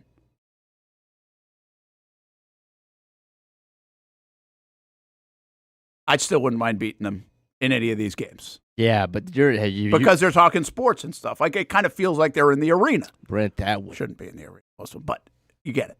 Yeah, they should stay on the sideline. Okay, but if the folks at a sports station should stay on the sidelines. How do you think the other business people are going to be in town? Well, couldn't be much worse. But you get my point. Like, that's no, like, I don't know. I don't think Maybe there's other fun than in the that. golf course. Now, listen, there's a lot of fun stuff in this. I'm not poo-pooing the event. Get out, exercise, some camaraderie involved, all the rest of it. Like, yeah, there's probably beer and drinks and stuff like that. Hey, strike up the competitive juices a little bit, raise it to a certain level. But the bragging rights in this, I don't think so. Like, that doesn't do a lot for me. And I know what it's going to lead to. It will lead to the overzealous guy at the Y who thinks he's freaking Michael Jordan. Basketball's not on there. No, that's probably why. They probably can't. I think basketball was on there, and I don't think they could find enough people to do it. Too much physical contact. I don't think they could find enough people to do it. I think I remember because Shakhtar played in it, I want to say. Bro, and if you're in a sport where you can call your own fouls, that's going to get pretty heated. Cornhole, there's nothing to judge. Pickleball, maybe the line. This is a little bit me too, though. Like, I remember Austen. We went to the Olympics. We went to the Super Bowl, and he's not here to defend himself. But I wouldn't feel as comfortable saying this in front of him. But like he said, like he was really good at darts, and actually he is pretty good at darts. Like here, but I didn't say I was great at darts. Like I don't play a lot of darts. Now he had a couple beverages and stuff, and that's what he still lays claim to. Yeah, but I I've beat him that. this time in Atlanta. But I still, it's not like I bring that up every month on the show. I know there are a lot of people that really still do that. Like if you go high school buddies, you're only 25 or whatever. So, but down the road, they're like, I remember when I did this. That's why the stories get bigger and bigger. And some people really value that. I don't take a lot of value in that. Like I know I probably got lucky that day over Austin, and it was fun to beat him because he said I couldn't. No doubt. And that's it. End of story. Like, I don't need those. Like, those moments don't carry with me very often. And so if you and I were to go beat somebody in cornhole, it's like, okay, hopefully we win. We win for the whatever. We get the bragging rights for a minute. But I'm not bringing it up like a year later. Now, I shouldn't say it because I still do brag about the home run derby thing, don't I? No, it's not even that. It's you brag about putting up, 7 points in that basketball game. That's just because those are like more, I guess, out there. People know about it. And they wouldn't, if they don't know about the fact that I scored 7 points in a professional basketball game, they should know about it. Okay. What if we didn't have a representative for tennis? Now I could play tennis at the time. I don't think I'm very good at tennis right now. Ty and I will play a little tennis. Even Steph will get out there and play, but I think I could play all right. I think I could play all right. I could hold my own, but I don't think I'm good at it. Yeah, I don't think anybody. Like, what is. sport are you good at? Like, I'll tell you, I don't know, man. I haven't played this in a while either. Like, I could play a little volleyball, and I don't think a lot of people can play volleyball. Yeah, I played a lot of volleyball in college. But I'm telling you, man, I'm afraid if I jumped up, I might now pull an Achilles. I'm definitely Achilles or something. There's no way that I'm not in the top for dodgeball. Yeah, see, that one I would not stake claim to. But I would. Dude, I would think if you're athletic at all, dodgeball you should be pretty good at. Yeah, if you can catch the ball and. Yeah. I don't know if I can throw a heater anymore with the dodgeball. Tennis, I think I could hold my own. Bowling, I'm not good.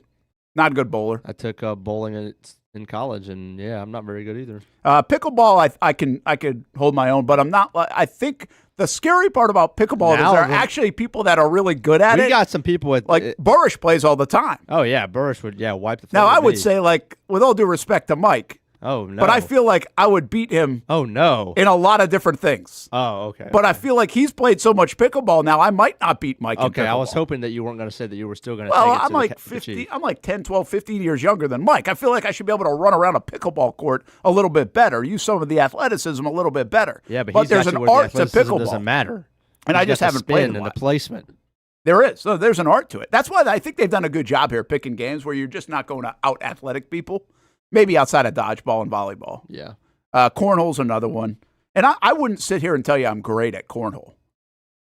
I just haven't played a lot of it. Yeah, it's like darts. Like, I don't play a lot of darts. If you play darts and cornhole, like if we play ping pong, I will be the representative. I'd be fine in ping pong right now, but I'm not as good as I used to be. I just don't play it as much. Well, of course not. Nobody is, Brent. But I used to be pretty damn good. good. Actual job. Are you really good at ping pong? I was. I was serious. I was real serious. Yeah, now, I used to beat Ty all the time. Now I don't beat Ty in ping pong. That bothers. That's I've lost some. Now, Ty should beat me probably in some things here and there. Hand-eye's probably a little bit better. Maybe Reflexes are better. Yeah, you'd have trouble beating Ty in ping pong, I think. That'd be a good matchup. I would like to. That's why I would like to build ping pong out here. I would. Yeah. So we could play more often. Ever since I wrote the article about Baselli, been way too confident about everything. Yeah, I think I'll keep it real. The article about Baselli was spot on. Changed the whole direction of the franchise. Jod read it, obviously. Obviously. It's all good. First Coast games. Should we do a broadcast from the First Coast games? Let's see what time is of these. Wow, that'd be a good idea. I don't think they're timing. But there's a 10 o'clock bowling. What day of the week is May 2nd? May 2nd, 10 o'clock bowling. You know people are going to get out of work for this stuff? That's crazy. Is that a Saturday? May 2nd is son of a gun, it's a Saturday. Dang it. We ain't doing that. We'll change the show for cornhole, 6 o'clock on May 26th. Special show. We should carry these games live on the network. Might be onto something. Remember that beer league softball pitch? Yeah.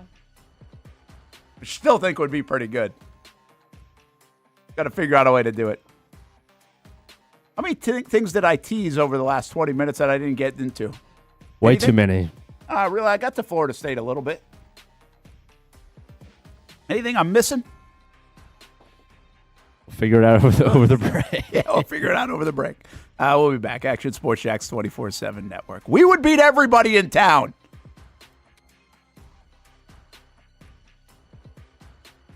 Choose your own adventure. It's not just a saying, but a way of life here at Cycles of Jacksonville.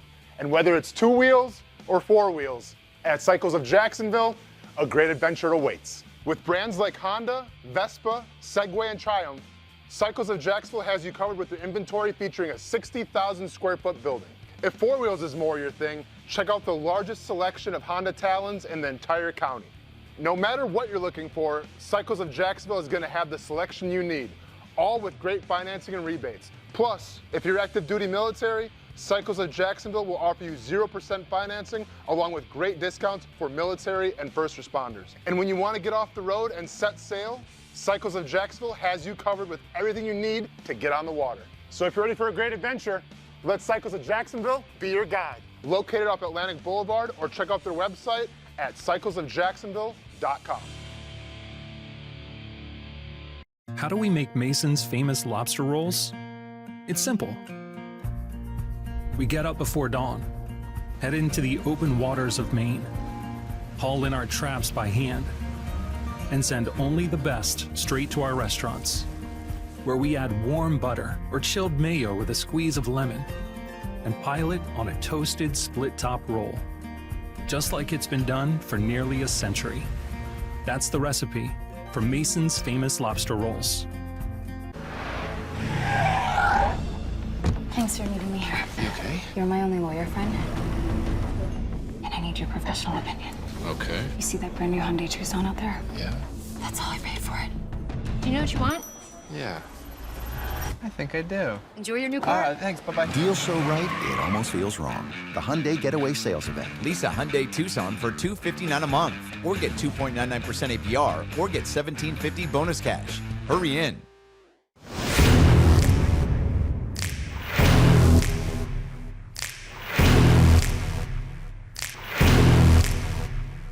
Grab some friends and go to a restaurant, or head out for a drink and some conversation. Watch your favorite team play on the big screen.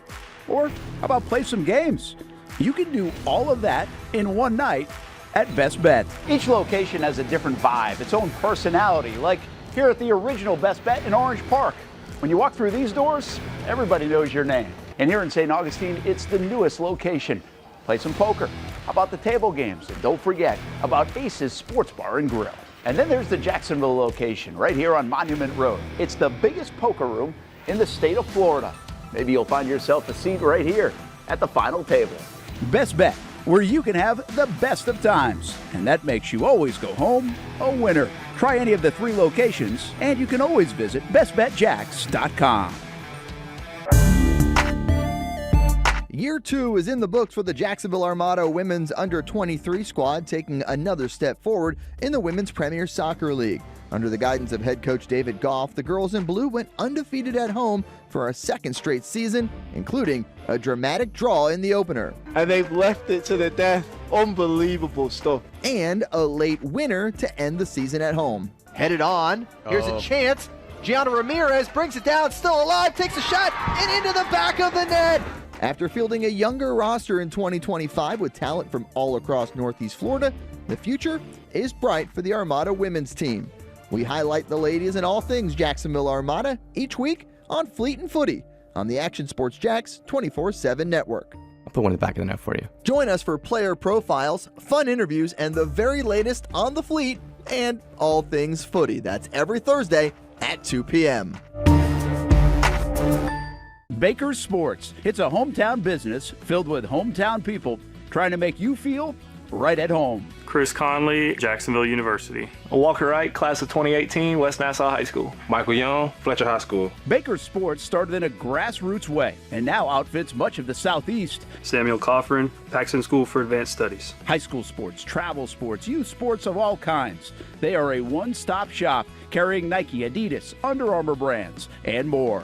Vincent Caldes, Oakleaf High School. Tony Mazzio, Stanwood High School, class of 2002. Whether it's sports teams on the field or it's your team in the workplace, like our Action Sports Jacks team, and community events like the Dream 18 Golf Tournament, and many others. Cole Tilley, Hilliard High School. Reagan Webb, Eagles View Academy. Look good, feel good, play good with Baker Sports. Custom sports apparel since 1997. Shop with the hometown team at bakersport.com. Welcome back to the Brent and Austen Show, streaming on the Action Sports Jacks 24/7 network. More from National Signing Day, and see the young man, let's see, third from the left. Looks like it says Pirates football. Big dude. Big dude sitting down, so really it would be 4 people from the left. That is David Garrard's son, and he has committed to East Carolina, following in Dad's footsteps. So good for him. Offensive lineman for Fletcher. And Fletcher having their signing day, as you can see, many kids across the area, and we'll again highlight many of them tonight on Action Sports Jacks. And really over the next couple of days, we'll have some here on the Brent and Austen Show too, when pictures and social media and some of our video continues to come in. Brent Martineau along with Jason Hamby, Austen Lane and Fight Camp, just around for the first hour of the show today. You can always go back and listen to the show on our podcast and all of social media as well. The Action Sports Jacks 24/7 network. We were saying we should put this First Coast games on the network. That might be an idea. I'm going to have to pitch that today and see if anybody wants to do it. Noah can do play-by-play. Good idea. The one thing I will say, I was just telling Hamby this, I feel like I need something to get in shape for. Or something to motivate me enough to want to. This is your opportunity. I say that with Austen, like, a little bit. I don't, but there's nothing that really jumps out at me, Like, I'm not going to run a marathon or a 5K even. I don't have any desire to do it. So I can't, I wish I was on that kick so I would then go train for it. But I'm not, there's nothing like that right now. Like, how about you? You're young. Like, you're in pretty decent shape, so you still go to the gym every day? Mm-hmm. That means you just got a lot of time in your hands. Why do you go to the gym? Stay in shape? Want to get stronger? Yep. Both those things. Be healthier. Like, I don't want to get stronger. I shouldn't say it. I feel like I've lost like a lot of muscle mass in the last couple of years because of this network, damn it. Probably more than anything else. And they are related. And so I could feel like I would like to get a little more muscle mass, but not enough to go to like the gym and start benching. Yeah, I've gotten to the point where I really enjoy it. You do? Yeah. Yeah, see, I don't really enjoy it either. I didn't used to, And I wish I would have earlier in my life. But yeah, at this point, it's like, oh yeah, I get to set my phone down for an hour and, lift and chill out. And yeah, the same reason I've been playing some racquetball. You have been playing racquetball? Yeah. Where? At a gym. LA Fitness has it. I go with my brother and we play. I'm looking for things. I love. That's why I love ping pong. I used to play so much ping pong back when I was in high school. My dad or in college, I played racquetball in college. Did everything. I mean, obviously, did everything in college because for that hour, it's literally the only thing you think about is that ball. Yeah. When you're playing ping pong, nothing else exists except for the ball. Yeah. Same with racquetball. Racquetball, I'll tell you what, racquetball, I played a lot of racquetball as a kid. It's a good workout. Unbelievable workout. It's awesome. You sweat your ass off in racquetball. Because I'm not going to run. Like, I'm never. See, me too. I'm not going to just pick up and run. So I was like, all right, hey, I've been working out, but I don't do cardio, man. Like if, I'm watching my kid, my high schoolers run triangles. I'm like, dude, I don't know how much gas I would have. Yeah. Like I would be in the back half here. That's not acceptable. Yeah. And I'm not going to run. I don't like that either. So I'm gonna find something where I can compete and run, and that was racquetball. I was playing a good amount of pickleball for a bit. I probably should get back in because racquetball and pickleball are like that in some respect.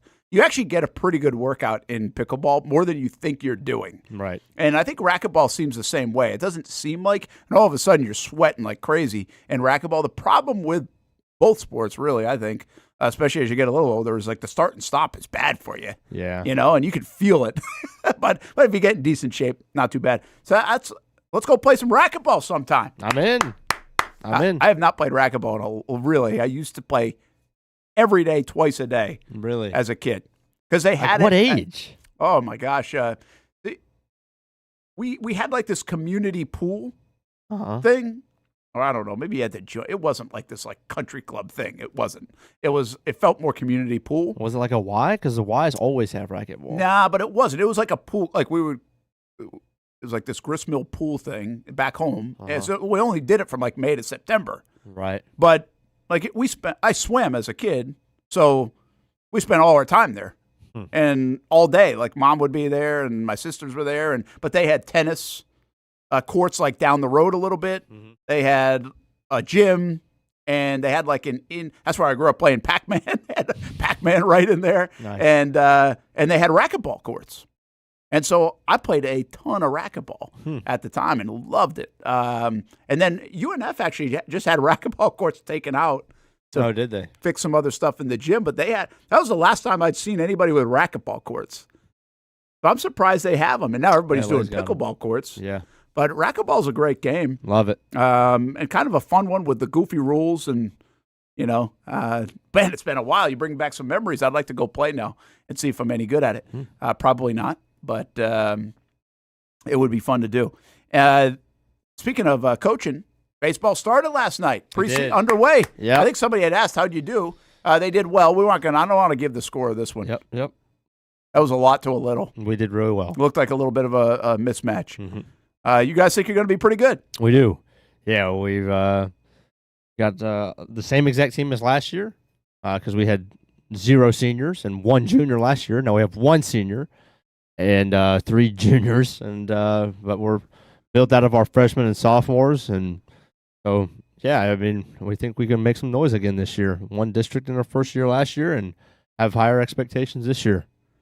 I had a racquetball split on my back, says Delphonic. I don't really quite know what that means. Yeah, I don't know what that means either. That's what he said. It actually broke. Really? Because he got. I get what you're saying now. Dang, Delphonic. Because the racquetballs could break. They could, whatever they're made out of. And by the way, Kilkenny, Baselli and his son did the push-up challenge. Was that recent? This past year? 1 push-up for each day of the year. January 1st is 1. You know what's funny? We've done that in our house before. Now, we didn't get all the way through it. But that actually isn't a bad one. And I'm a big believer in push-ups. Push-ups does the whole body. This was different. Ty, at one time, his coach told him to do X amount of push-ups when he was 13, 14. Mm-hmm. Ty got up to doing 600 push-ups a day. Holy cow. But he was lifting 60 pounds. But he was great. Coach told him, he's like, hey, if you do X amount of push-ups a day, then double it, and he get to, I think he wanted him to get to 1,000. I don't think he ever got to 1,000 a day. That's insane. But he got to like there was a time period where he was doing like 600 a day. That's a lot of push-ups in a day, man. I get, 60 pounds is a lot easier to move than whatever I'm carrying right now, but good gosh, I don't know if I'd be able to move. Oh my gosh, you couldn't move. Yeah. I've actually thought about in breaks in the show, got to do like 10 push-ups every break. I'm in. Like that would be a good way to do it, right? Yeah. 10 dessert chest would be jacked. I did just Ours say, would be like subtle growth. I did just say on social media as I was bringing this up because we were joking around. And doesn't it feel like people who do this for a living, like talk sports, are mostly really not athletic? And I guess there's probably some correlation there. That's good motivation for me, Brent, if I want to do this long term, which I obviously do, that I want to be the opposite. Yeah, so what's the percentage? Like, seriously, what are the percentage of people that do this for a living, from Dan Patrick to you name it, from in some little place in Idaho, that are like you would look at them and be like, "Wow, those guys really know what they're talking about because they're pretty athletic guys." And it's obviously not a prerequisite. Yeah, it's about the opposite of the prerequisite. 10%? I don't know, though. In my mind, it's like hardly anything. Yeah. But I believe it's probably not as bad as we think. Oh, Brett. Look around town. Push-ups and squats during the breaks. That's what I was thinking that, James. Get a pull-up bar instead. Now pull up. Come on, man. Now I guess that wouldn't be a bad idea. Yeah, throw it right there. Where? You could throw it over a door. I've also I don't know seen. if I trust some of these. I've also seen this new contraption and cut the check. Well, I guess not because I don't know the name of it, but I just saw it pop up. It's like you can carry it around. It's like a foldable pull-up bar. You don't need a door. It's all on its own. So you could take it with you wherever you go, and it takes like 3 seconds really to set it up. So, like, how would you? Didn't Dan Patrick play at Cincinnati or something, or Xavier? Is that right, Daniel? I think he might have. It says you have my weight set in there. Yeah, we do actually have a weight set over there. I'm very inspired by it. It's in the corner. I'd be hitting forearms sometimes under this desk. See, we got to make it a thing. It should be like a scoreboard. Yes. On our show. Who got it in? Who got it in the breaks? Because there's a choice to make. Go get coffee, or go. Or do both, but you've got to do your push-ups and run to get an extra couple calories. Maybe that's the workout plan. We got to create a scoreboard. Yeah. And you would do that with me. See, like Austin's not going to do it. He does his own workouts. I mean, yeah. I mean, I'll do it with you. I mean, that's not going to be my workout. No, but yeah. Listen, it could be mine. Yeah, I'll do it, of course. That's good. By the way, you mentioned high school baseball. So preseason's underway. I think softball gets going next week. Regular season starts next week. We were up at Ty's game. Monday against UC. You got Monday against UC? Mm-hmm. That's a good start.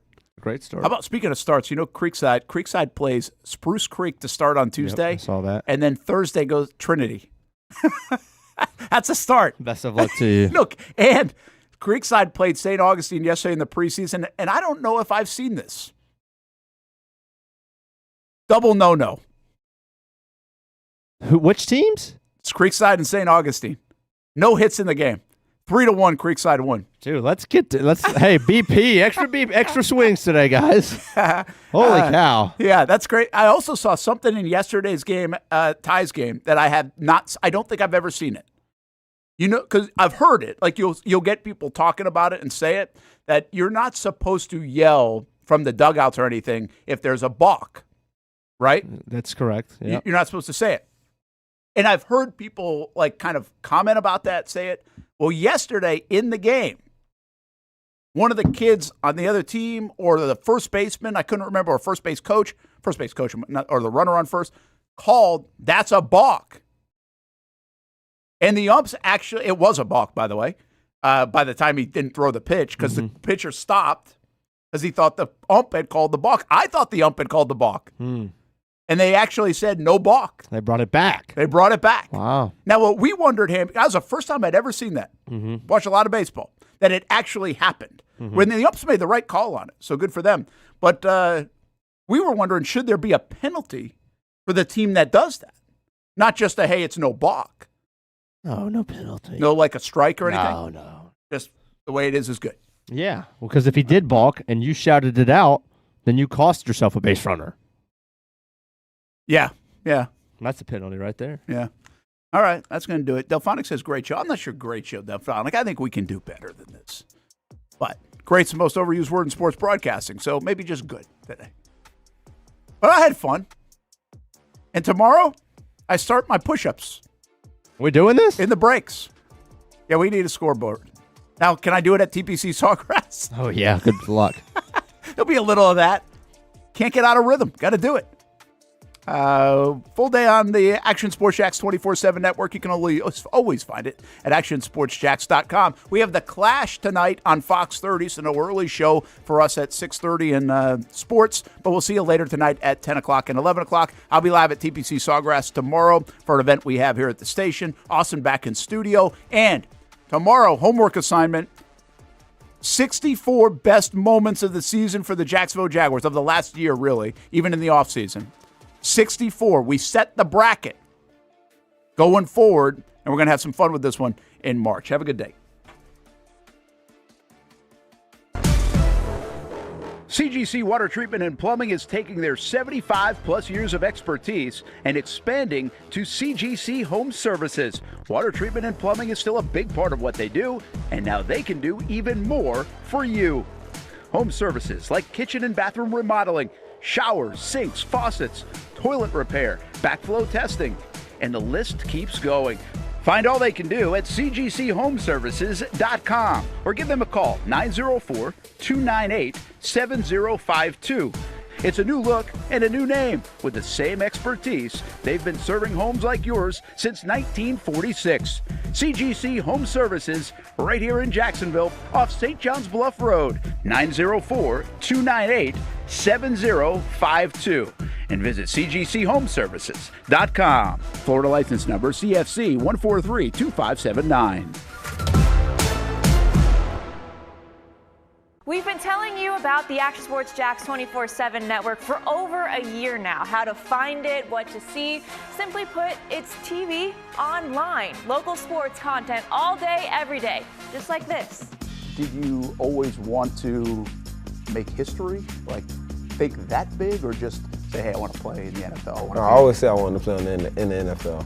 That's it. Back to our left side. Takes a shot. And into the back of the net. Oh, what a pass. Oh, my goodness. What a pass. Say he doesn't make a tackle, you still feel like his presence is felt in every single play. I did have a sense that they wanted to be bold, that they wanted to make a splash.